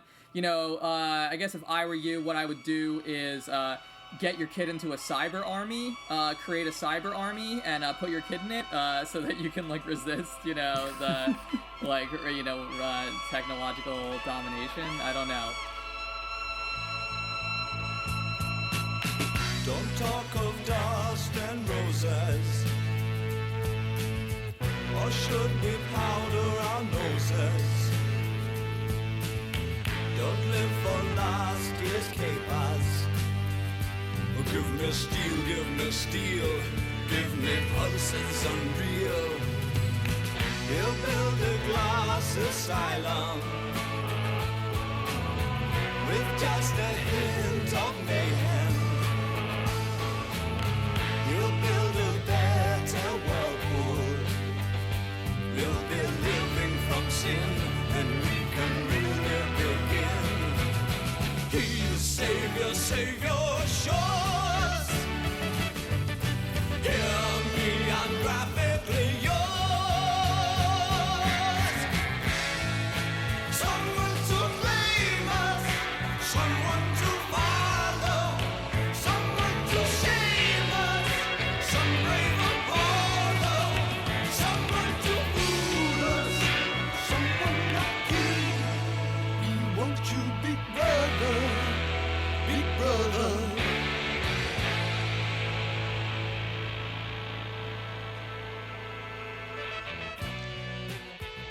On that point, to read another question from this Purple Diary interview from Xerxes Cook, whatever, the interviewer. Is Xerxes. that possessive, like the cook of Xerxes, or is that his No, last no, name? the person's name is Xerxes Cook, which is, right. very cool, very cool. Yes. They say, could the NetBand command be considered a democratic project that gives a voice and a television channel to anyone with a computer and a camera, in that it offers them the opportunity to become a television star as long as they're interesting enough? You once stated Warhol was wrong. People don't want 15 minutes of fame in a lifetime. They want 15 minutes every day. Having created We Live in Public, you are in a great position to answer this. Why do people feel this need for fame? And Josh Harris says, I almost think it goes back to the days of Moses and the whole thing with the idol and idolatry. Well, the concept here is that people have been conditioned by the media to idolize things they see in that same media. It creates a blatant demand from the audience to be the celebrities that they're seeing. The problem now is that even reality shows are extremely inefficient in enabling that. Essentially, what I'm proposing is a much more efficient methodology for enabling people to find their celebrity level, just like people do in real life. They can find their spot. The point is that in the NetBand command, we are overt big brothers, meaning we are watching you and you are agreeing to allow us to watch you. The more you let us watch, the more gratifying it is for you. And Xerxes says, can you backtrack and say who's we and you in this analogy? He says, the producers and also the crew of Netband Command, which are really the audience, a hierarchical version of the audience, is acting as an entertainment version of Big Brother. You are agreeing to allow us to watch you. So I will give you a simple example. There will be a control room, and you are walking around with your mobile device listening into us. 2 blocks away, somebody else is just walking around listening to us. In our control room, we see that both of you are walking and are 2 blocks away, and we will say that there's some reason that we want you to meet. We instruct you to meet up with each other in the middle and do something. Maybe it is a boy and a girl, and we think they would be a good match. Maybe they're miles away, and we tell them what to do and where to go. People are going to allow this kind of integration into their lives because it is the new magic. There's no magic in TV. There's no magic in rock and roll or in theater. This is the new magic. This is how we enter the hive. Oh, God. Yeah. So, I It's mean, weird. hitting on a lot of stuff we've talked about before. Yes, and definitely, it's weird. He definitely has this just totalitarian craving. Like, he wants to be like the master commander, the skipper of the cyber ship, the Magus, the Grand Magus Luvvy, presiding over the Netband Command. He goes on to say that he wants to. They asked, like, you never seemed very interested about making money. So, like, what's your end game? Like, what do you want? And he says, like, I want to take over the Tate Modern Museum. And so they said, he said, in theory, the Netband Command could become the largest corporation in the world, but you just said the ultimate goal would be to take it to the Tate. What motivates you? Harris says, my aim is to get into the Tate for a year and really manufacture singularities with a capital S. That is my motivation. It is not money. It is not about being recognized as an artist. If I can elegantly introduce the singularities to the world in a fine art context, then I am done. The money will come, but the problem with money is that you have a lot of it. You think about it too much. And they ask, why in your definition does singularity refer to a group of people? And he says there is not just one. It is not monotheistic or anything like that. I think there was an ocean of them. Of course not. Satan forbid that. Of course not. Just a bunch of daemons running around. Yeah. Well, we talk about he said, I think there's an ocean of them. What happens to singularities is when we say the collective consciousness, it is not that all minds are thinking the same thing at exactly the same time. As an analogy, it is more in the vein of television channels. When there's a stream of television channels, an infinite number of them, and they form an ocean. There's not just one overarching channel that everyone watches. Very simply because in the morning when you are brushing your teeth on a toothpaste channel, then at 7 p.m. at night eating dinner, you're going to be in a different mindset channel at a different time. In that time frame, the derivative, what is being sold, i.e. the mind, changes. Okay, so the derivative being the mind, which is being sold. Wait. Can we break that down a little bit? So, what exactly is he saying is going to be the product there? Like, well, he does go on their to teeth, going to the bathroom. Like, he had this idea of like sponsored content being fully integrated into like every single action that you do. Like, you're going to be connected with other people that are brushing your teeth when you're brushing your teeth, and then there's going to be opportunities for like brand. Right, integrated advertising and stuff. Yeah, that again reminds me of that, like, to go back to his, like, weird poop fixation, that again brings me back to the Startup Fest thing where he, like, was especially hammering the poop point. And he was saying that there was going to be a market for, like, syncing up people going to the bathroom and seeing whose shit hits the water first.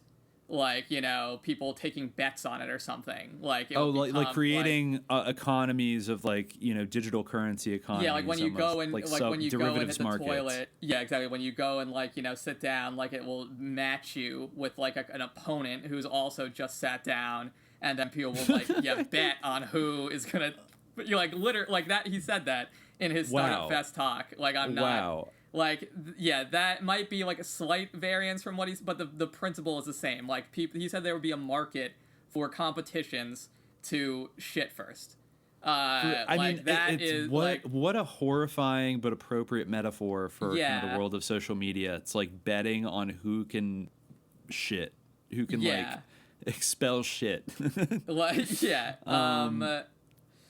That's so much of He does go on a little bit because Xerxes Cook, I'll give him credit, is kind of not letting this thread go. They say, when we've spoken in the past, you've been quite sure that human beings are being harvested. For what and by whom? Harris says, well, you are what you eat. We're eating manufactured food. We're eating anonymous cows slaughtered in a slaughterhouse. And if you believe in a higher order of things, you'll agree that we're on an evolutionary cycle. So it's taken 4 billion years for us to be prepared, to grow us, for our minds to be harvested. It is like that original Star Trek episode where these beings, the Telosians, use the crew as a sort of food. The idea is that the beings are there to harvest people's minds. There's another dimension out there, and that's why we are here. And Xerxes says, so to recap, we have been conditioned by television to behave in a certain way, and suddenly we now have the internet. We have interactivity and the ability to upload our thoughts and videos of ourselves to a mainframe. Is the notion of the harvest that we are giving ourselves to a higher mind, or is that mind a collective consciousness? And Harris says, our minds are becoming readable by a different dimension. They have been growing us. You're going back to television. I'm going back to the whole point of planet Earth. We are basically a greenhouse, and it has taken 4 billion years for them to harvest us. As time is going by, they are getting a more refined harvest. If I enter the slaughterhouse, at least when I go in, I won't be a McDonald's meal. There he goes again with the McDonald's reference. Yeah, this is like, again, like a weird thing that is not like what you would... like even with the whole singularity paradigm, the idea that eventually we're going to reach a point where we like kind of a Skynet Terminator type setup that you would imagine, like, but he's talking about like a teleology that's going back into like deep time or whatever, where there's some kind of external will that has been directed towards this from like, you know, the very beginning of human civilization. So yeah, like, you could read that as simulation theory. You could read that as ETs or some kind of cosmic interdimensional beings. Definitely, like ETs in the sense of like non-human will that is clearly like malevolent or predatory in some way. Directed towards our consumption and our harvesting, and the whole planet is a green. So that is like a it's an unusual paradigm that's slipping in there. It's a lot. Like, what a kind of dark vision of... Yeah, I wonder... I just wonder like, is this evolution? Is this evolution? Like, I'm thinking of the meme again, with, like, the anime guy holding up a flower, like a butterfly. Yeah, is that kind of, like... And so much of what we talked about on this podcast, like the meme of evolution keeps coming up, and it's something that like people have different, not only are there different camps, but there are like different perceptions of it, like within each camp, you know, like everyone should obviously subscribe to the Elwara frequency, where on our last stream episode we talked about like Blavatsky's different paradigm of evolution, where she does actually talk about in terms of cycles and the idea of sort of giants being the sort of forebears of mankind, or this idea, we've talked about like the Urantia book and their idea of evolution kind of being mixed with a paradigm of upstepping people, or a superior sort of a guided evolution, and a mix of spirituality and sort of natural biological evolution. Then there's the standard scientific paradigm of evolution, which has varied and changed over time, our understanding of it. The sort of modern scientific idea, and that predominates now, at least. And then of course there's just straight up creationism, so the idea of evolution is probably one of the biggest like concepts, the most influential concepts of like the last like 100 years, and it pops up again and again, but it's like it means so many different things to different people in different contexts. And it could be weaponized. I mean, it could be sort of utilized in all kinds of different, towards many different sort of teleological ends. I mean, you could look at the progress. I mean, there is obviously like the sort of like Marxist-Leninist idea of evolution and progress. Then there's like the bourgeois liberal, like technocratic sense of evolution. There's the social Darwinist idea of progress. There's even like the Nazi idea of progress.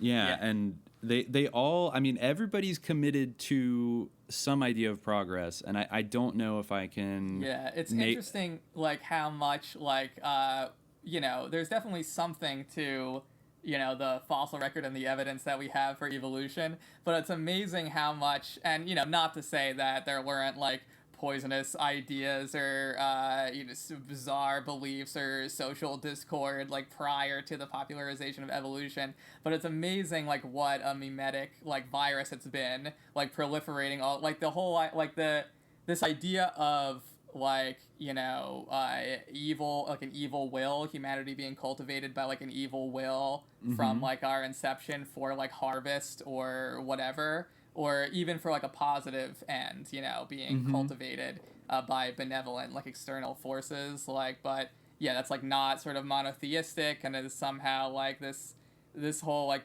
Elohim Anunnaki type paradigm. Like it's amazing how even in this context, like we're seeing that pop up where it's not explicitly named or anything, but like, you know, it's slipping in somehow.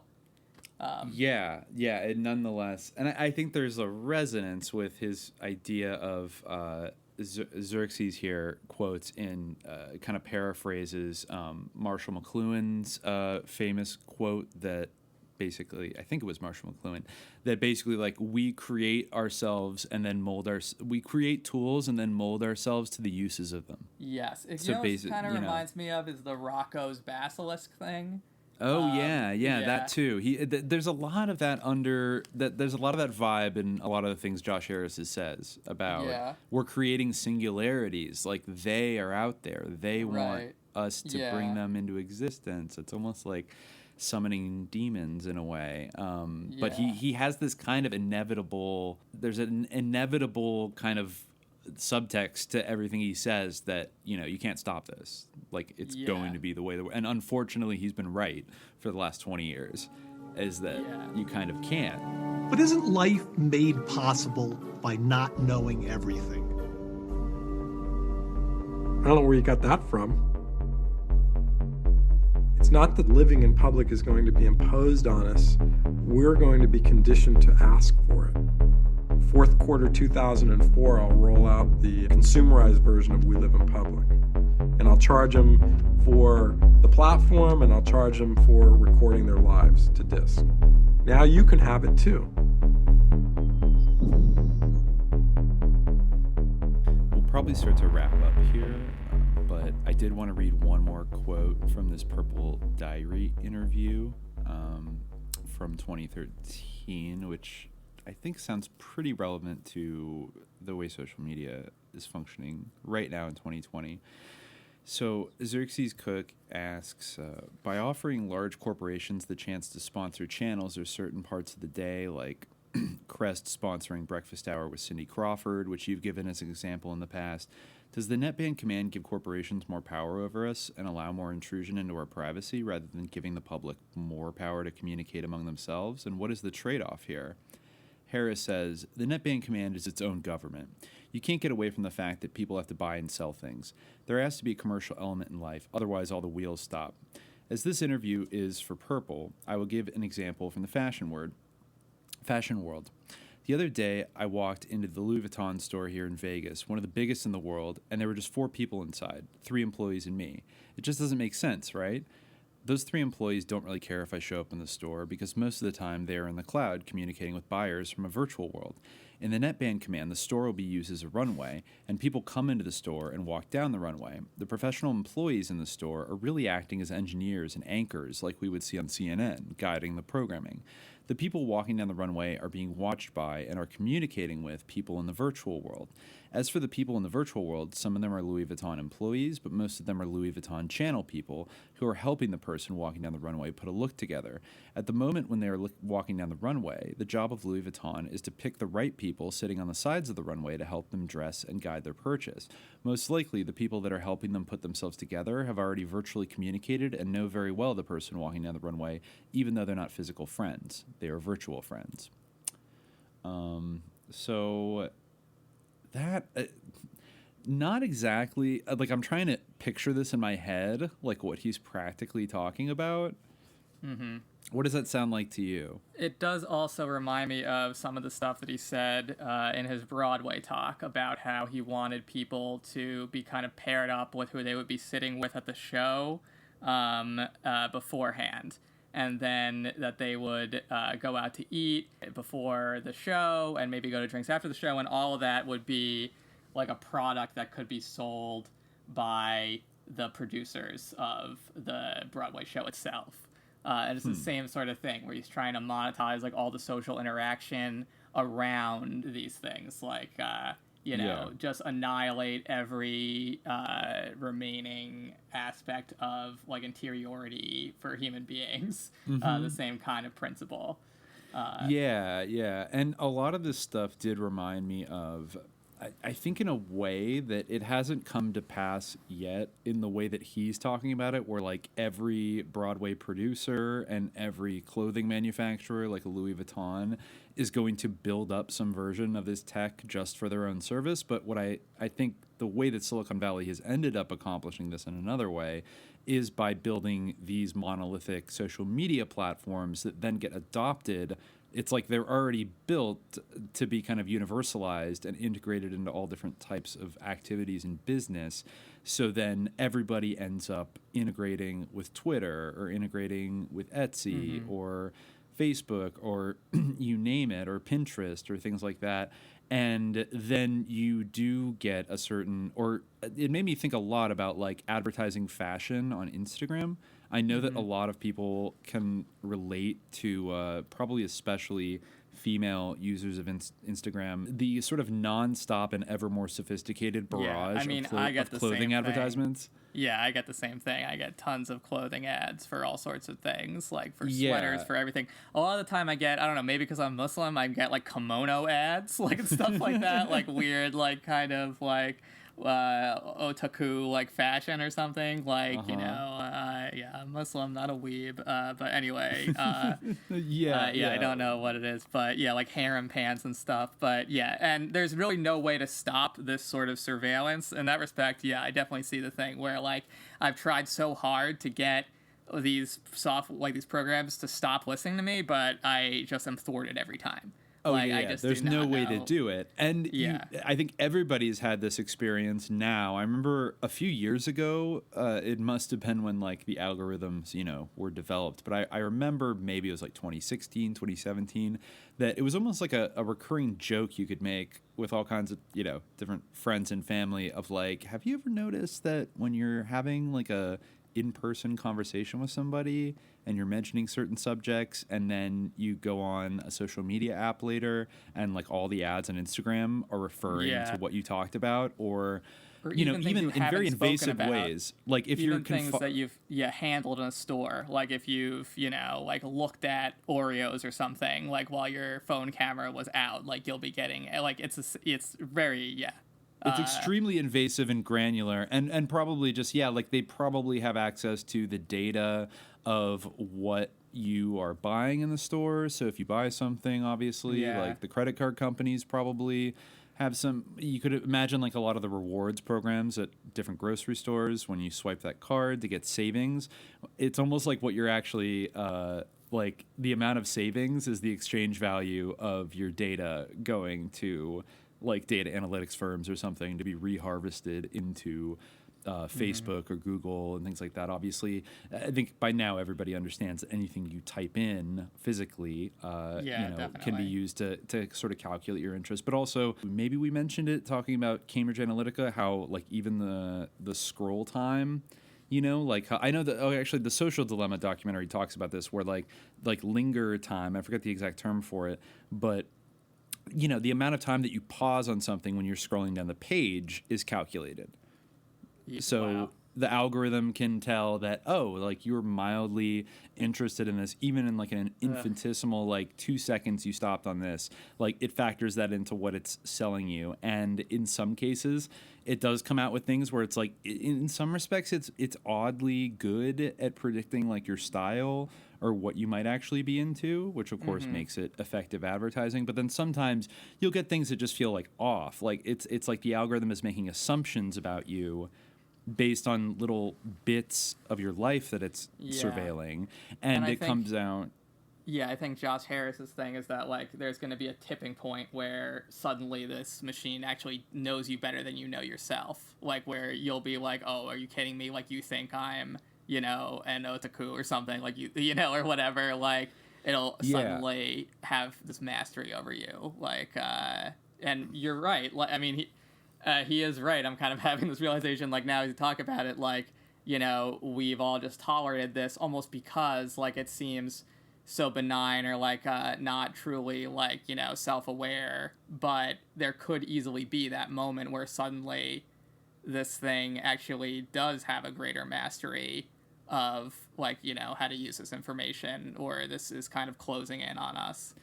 I honestly, I don't even think it sounds like the way things are going now in 2020, that 2024 is kind of might not be a bad guess as to when this fully consolidates and kicks up to an even deeper level where, you know, we're seeing the groundwork being laid for it right now. But I think you can definitely see in the last 5 years that this type of data tracking has gotten more sophisticated and better at predicting. And we've definitely seen in the last 6 months how every interaction is being moved to a virtual sphere.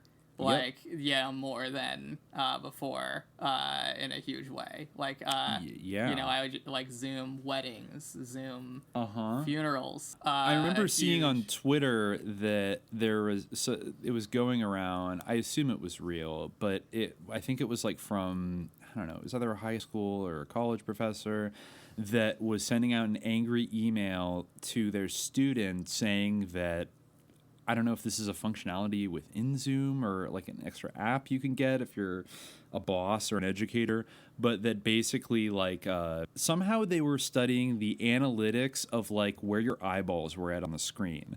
And they said, like, all of you, like, most of you scored under 70% attention rate because your eyes were not fixed on, like, my screen and blah, blah, blah. And, like, I'm going to be monitoring this from now on. And, like, anybody that's not actually paying attention is going to be docked points and, like, blah, blah, blah. And it's like, there's already a Silicon Valley company that is doing this for, you know, people thought that, you know, remote work or working from home might be in some way liberating at first. But how liberating is it going to be when they can track your eyeballs?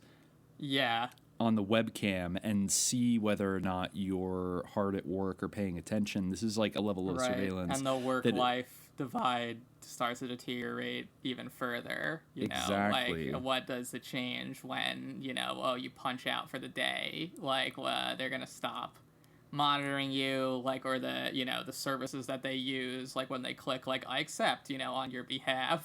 Does that mean that they can off? Right, You know. we know that like a phone, like microphones on iPhones have a functionality like a backdoor where, you know, the NSA they don't turn off. Like they'll turn on even when the phone is just sitting there, and that's one of the things that I think, like, activating Siri on your phone in the terms and conditions, like, tacitly says that, you know, Siri can basically be on all the time listening to you.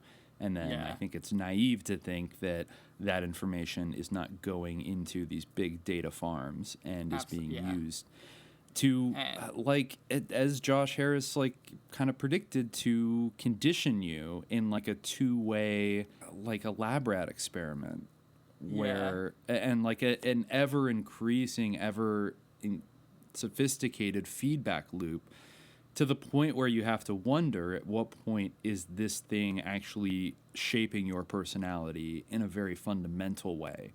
We already know that it has an influence on our psychology and our personality, but maybe, I don't know if it's like, I'd say it's maybe getting there. I mean, with young kids today that have grown up pretty much with most of their conscious lives and childhoods, people have had smartphones everywhere. And there have been screens all over the place. Like, they are so, just like Josh Harris said with, like, Gilligan's Island being, because it was on Saturday mornings and millions of children watched it. So that, you know, basically Gilligan's Island was, he makes an argument that it was, like, more influential than almost anything else generationally for the people that were children when it was on. And how much more impactful is social media today than a show like Gilligan's Island that's so low tech compared to what they have now, and the kind of interests you can get drawn into, and the lack of discernment that adolescents almost, like, by definition lack. They lack the discernment and the life experience, and unless their parents very explicitly.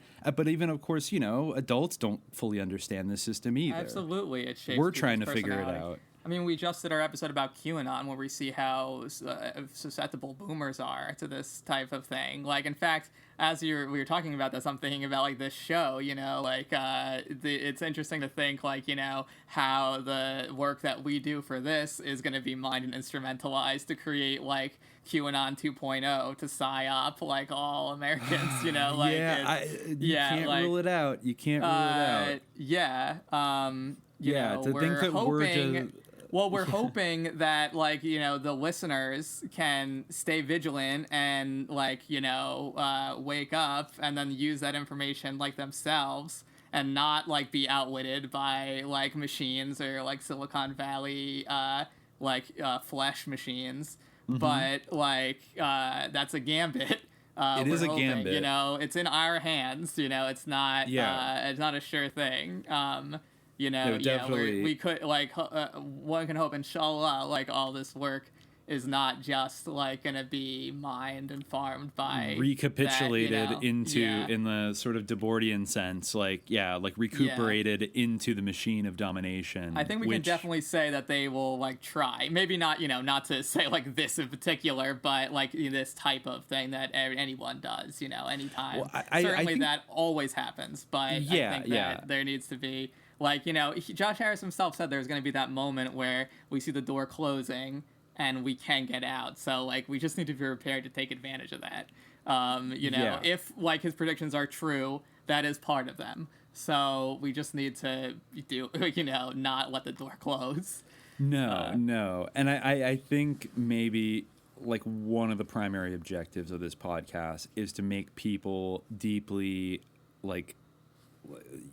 deeply vigilant and suspicious of this technology. Not to say that you should, you know, burn it all, run off and go and live in the forest like the Unabomber. Can't rule out that one day it might come to that. But, like, for now at least, like, you just have to... Because it's kind of a simple thing. Like, it's so occulted and hidden in the mass media that we consume and on these platforms themselves to basically show, you know, they don't show you the work that goes on under the hood. You don't see the mechanisms that they're developing and employing on you, and then you maybe find out about it a few years later after they've already moved on to the next more sophisticated thing. You know, it's like, by the time Snowden came out about the NSA, and actually Josh Harris said something very interesting in, like, one of, I think, the 2013 interviews that he did, where he kind of, without saying Snowden, he referenced, like, the leaks that came out of that, and, like, everything, you know, he said all that stuff that the NSA is doing that just came out, well, that's just scratching the surface. That's just the tip of the iceberg of what the companies are doing, of what Google and Facebook and all these other people are doing. And I think that's actually spot on. I think that in a way, you know, maybe it wasn't intended in this way, but kind of the red herring of the NSA, which had been basically, if you wanted to believe it, it had been talked about as early as, like, 2005, I think, in the New York Times. They actually spiked the story until after George W. Bush got reelected, which is, you know, good liberal New York Times behavior, as usual. But, like, if you wanted to be a little bit skeptical, you'd be able to find articles in the mainstream press that, they were, like, hoovering up everybody's data and everything you do. It's just that Snowden kind of, like, provided some of these documents that sort of explicitly showed you, like, their PowerPoint presentations about, like, how, like, the actual programs they're using to do it, and maybe to an extent, like, how deep it went. But I think at that point in 2013, like, the private companies were already leagues ahead of building the next iteration of that, and people spent, like, 4 or 5 years just focusing on, like, the NSA, but, like, still implicitly trusting Facebook and Google. They didn't really get hit that hard in the whole Snowden revelations, because I think the kind of worst thing that Snowden would say about them is that, like, they had a habit of collaborating with the big bad NSA. Not that they were data harvesting projects from the start that were risen up and given seed funding by entities connected to, like, the U.S. government and the national security state, which is the reality. and so it allowed this kind of cool like misdirection. And I think you can even see it now. Like, you do have to stay vigilant with, I'm noticing that, coming out and saying that you're like a socialist and then getting like 27,000 followers and becoming like a thought leader on Twitter. Yeah. And, like putting or that rose going emoji. to fight an imperialist war with the SDF in Syria, and then coming back, starting a podcast where you're the #1 interpreter of like any kind of subliminal or conspiracy related content for like an entire generation of leftists, and the most unimpeachable hero on the entire American left. Yeah, like that. Yeah, maybe a little like that. Yeah, That was like one if example. that happened, like that, like hypothetically. Hypothetically, just spitballing Yeah, here. like if there were a figure like that, who was calling in airstrikes on an iPad, and then like became the channel through which like all the curiosity around like Epstein or any kind of sinister hidden things like that, like any kind of left conspiracy theory dealing with U.S. imperialism or CIA covert operations overseas or social manipulations, maybe co-opting the counterculture over the years.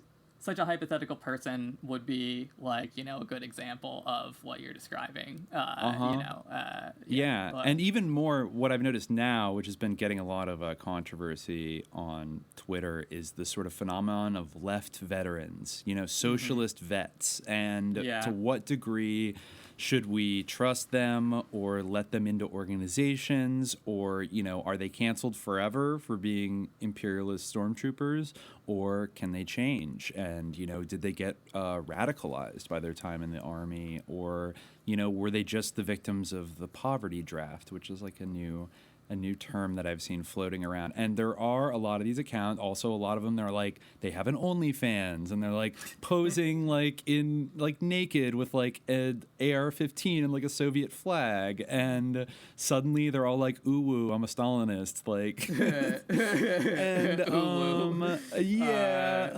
and they're showing up at all the protests, and they want everybody to jump on their Signal group chats, and they're just like extremely visible every day, and they all have like overnight, even though some by their own admission have been socialist for, I don't know, like 6 months or something, and like got out of the military in like March, but now they're like super radicalized, and like, how dare you question them? And I'm not even saying that, like, I think that in like, I don't know, just a broadly defined world, that like, yes, like people are dumb and join the military not realizing what it is. And I can hypothetically conceive of somebody joining it mostly for financial reasons, that realizes it's fucked up while they're in, and then gets out and then develops a more radical political orientation. I'm not saying that doesn't happen, but should you be like the celebrity Twitter thought leader of like said revolutionary movements, and then also showcase that you don't really understand imperialism or your own role in it, and you just think that like, because like I know how to use a radio, like those are skills that leftists are gonna need in the revolution, or like I'm a medic, and it's like as if normal working people can't figure out how to work a fucking radio or tie a tourniquet. But that kind of stuff is like, I don't know about that. Like, even leaving aside like the issue of like the military involvement, I think it's a general trend like that can be exploited easily, like where, I mean, it's kind of a cliche point, but having like these kind of like idols or big figures, like it's a bit it's a dangerous situation. Like, I certainly, we have a podcast, but I would certainly set myself apart from some podcasters in that I think like definitely like you should like confirm like everything I say. Like, this is supposed to be a jumping off point for you guys, like, think for yourself, like there's certainly some people out there who like get a podcast and they're gonna declaim about like everything, like and we can be like left thought leaders or whatever, or thought leaders like of any kind of politic or whatever. And like I don't know about Dimitri, but I personally like do not like think that is like how this should be taken, and I'm suspicious of that entire like thing, which I think that people can infer like the various individuals who I'm referring to, like I think that I see it as kind of the cultivating an ethic of revolutionary skepticism.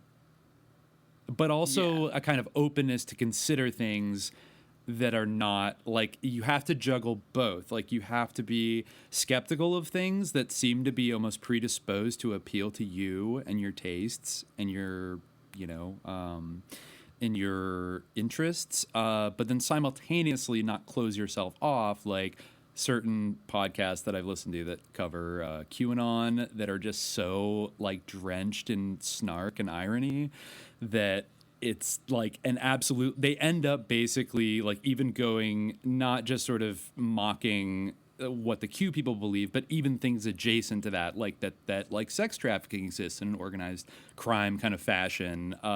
They just, it ends up shutting you off. And I think like even using, because I think those are two modes, right? One is like, this is how you build a party, and like, like I'm not pushing a one-man revolutionary line here. I don't have a party, I'm not in an org. And I think once you read up on COINTELPRO enough, that's not a unreasonable position to have.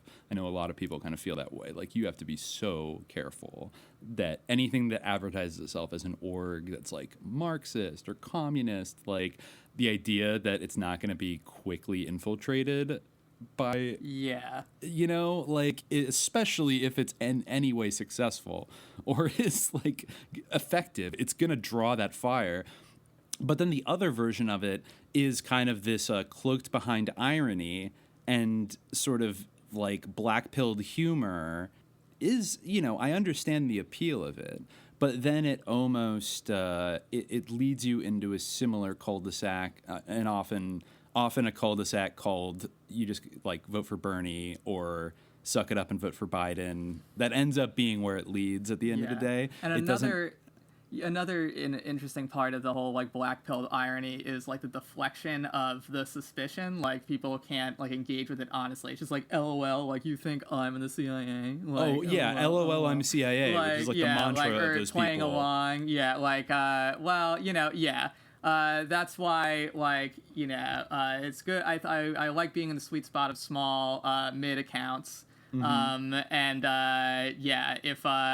like our accounts were ever to blow up, which I doubt would ever happen, or if our viewership is sent to the point of some of the groups that we're talking about, which I also doubt would ever happen, then I would invite, any suspicion and concern that we had been subverted by the deep state if we got to the point where we were making $1 million a month for doing nothing. I feel like we're already putting more work in than a lot of those people who make. Like, I do honestly, month, genuinely. Anyway, I don't want to boast, but I feel like sometimes when I listen to like these ones that have like Patreon followers in like the thousands, it's like they're kind of phoning it in a lot of ways, like just coasting on that parasocial relationship. But we want to try to be small mid accounts. That's the magic of the small mid accounts. It is. It really is. We're trying to stay in this kind of like vigilant space where we're not giving ourselves over, because I think, as Josh Harris has said, that, they probably already have algorithms to, I don't know, like you just look at like socialism being something that was completely marginal and not taken seriously like 5 years ago. And now it is such a meme, but it has also become such an empty meme that we have, like, what does it mean that we have democratic socialists in Congress, like AOC? Like, she's basically just like a liberal with a different kind of branding. She's sorry, not I didn't qualitatively. know who Yitzhak Rabin is. You never heard of him before. Oops. Or Julia Salazar, whose like grandfather was like a cocaine trafficker or something like that, like the old white Colombian high class like drug smuggler, pilot or something like that. Allegedly, don't sue me, Julia Salazar. But these people are not offering. They're clearly so being. I don't think they were ever separate from the Democratic Party structure, but it's like I will give them points that it was savvy to create these young celebrity politicians that could do like 40 Instagram stories a day and just like, so guys, like I'm making mac and cheese and made me really think about structural inequality and like, and it's all like sentimental. It's personality based. It's like creating a virtual kind of friendship with this person, and it's not what You know, in an ideal society, you know, in a representative republic, you would want somebody to like fight real battles or whatever, but you know, I mean, it's in a pretty sad state of things, and so you have to be, you know, it's comfortable to think that like socialism is winning, or as you know, Lieutenant Spencer Rapone said, you know, communism will win, but these things are not preordained, and saying it doesn't make it so.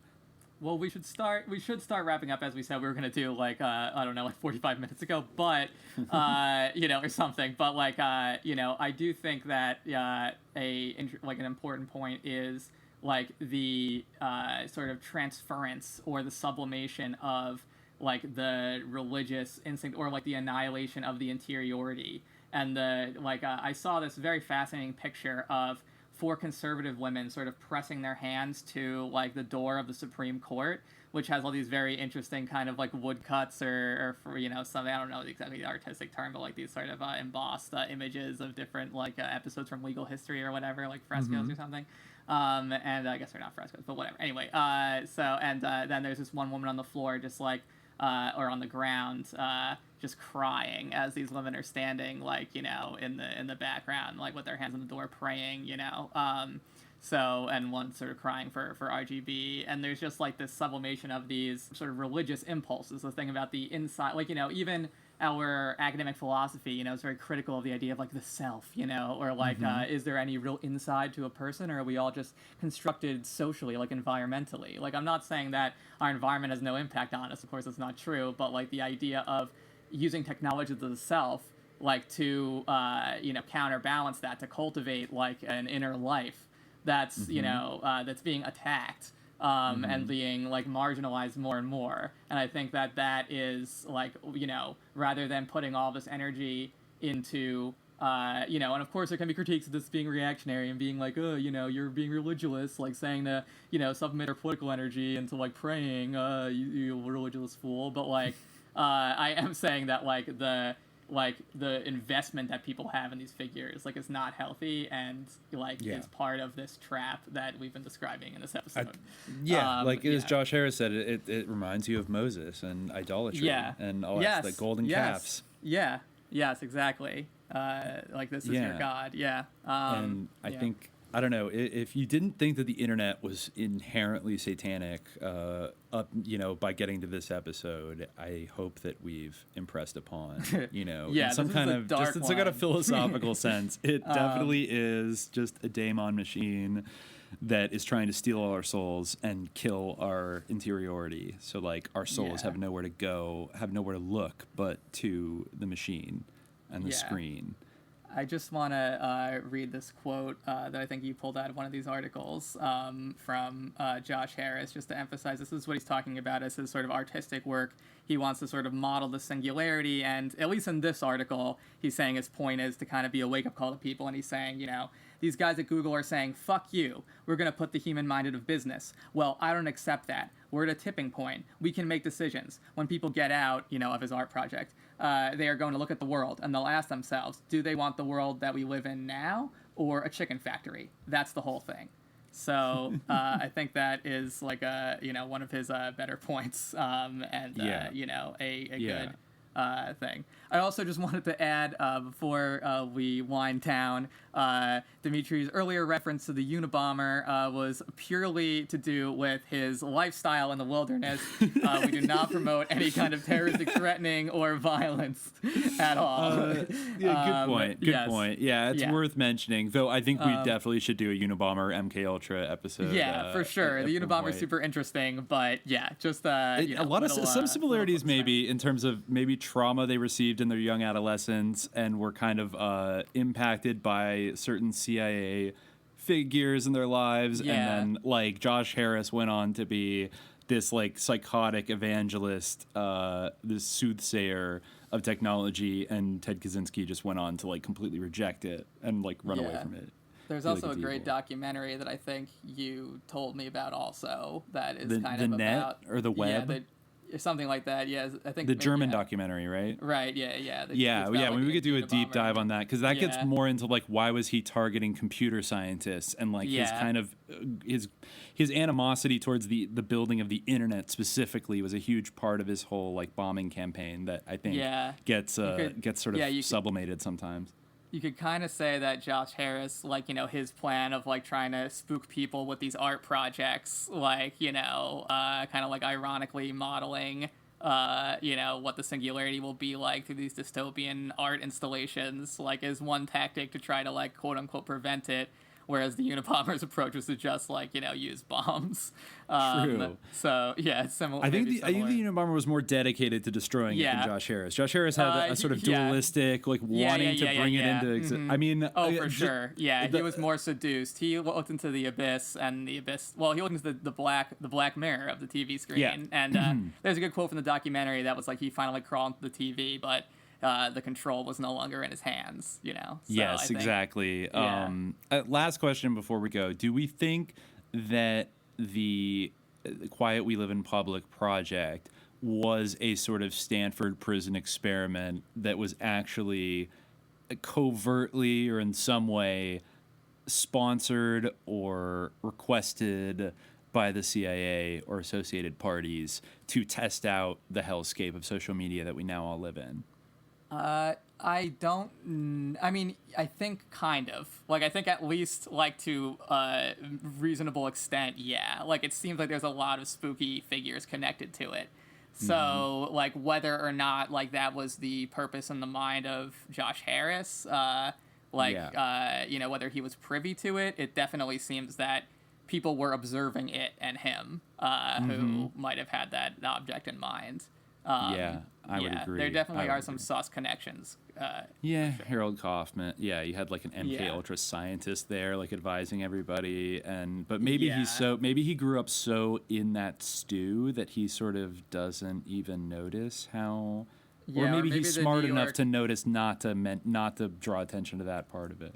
Or the New York art scene is so inherently sus and so inherently suffused with people who are like, plugged into that it's almost like not unusual for an art installation. Yeah, this is just the next iteration of the CIA funding abstract expressionism to destroy Soviet culture. Okay. Well, I think we'll leave it there for now. Highly recommend. You could find We Live in Public. I don't think it's free on Amazon Prime anymore, but you could rent it cheaply. Or for those who may have Canopy for whatever reason, you can watch That's right, Canopy. Many library card holders have access to Canopy. Yes, get a library card. The libraries are good. It's not bad. Okay, so we'll see you guys next time on for our patrons. Thank you to all who have signed up. Our whopping strong 14 apostles so far. Yes. If you want to sign up for the Alwara Frequency, you can go to patreon.com/subliminaljihad, and we will be back later this week with a sort of companion episode to this, which is about the West Coast version of an online TV network in the 1990s, the Digital Entertainment Network, which is, if you can believe it, even darker than this story. Yes. So you guys should sign up. But if you don't want to, your regularly scheduled jihad will continue next week as well. For our 13th episode, it will be an appropriately themed episode. Okay. So until next time, keep your eye on the door of the chicken factory and stay vigilant. And on the skies in case of giants. Peace out.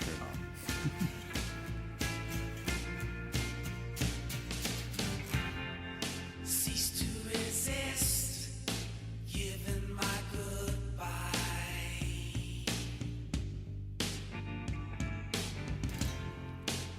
Drive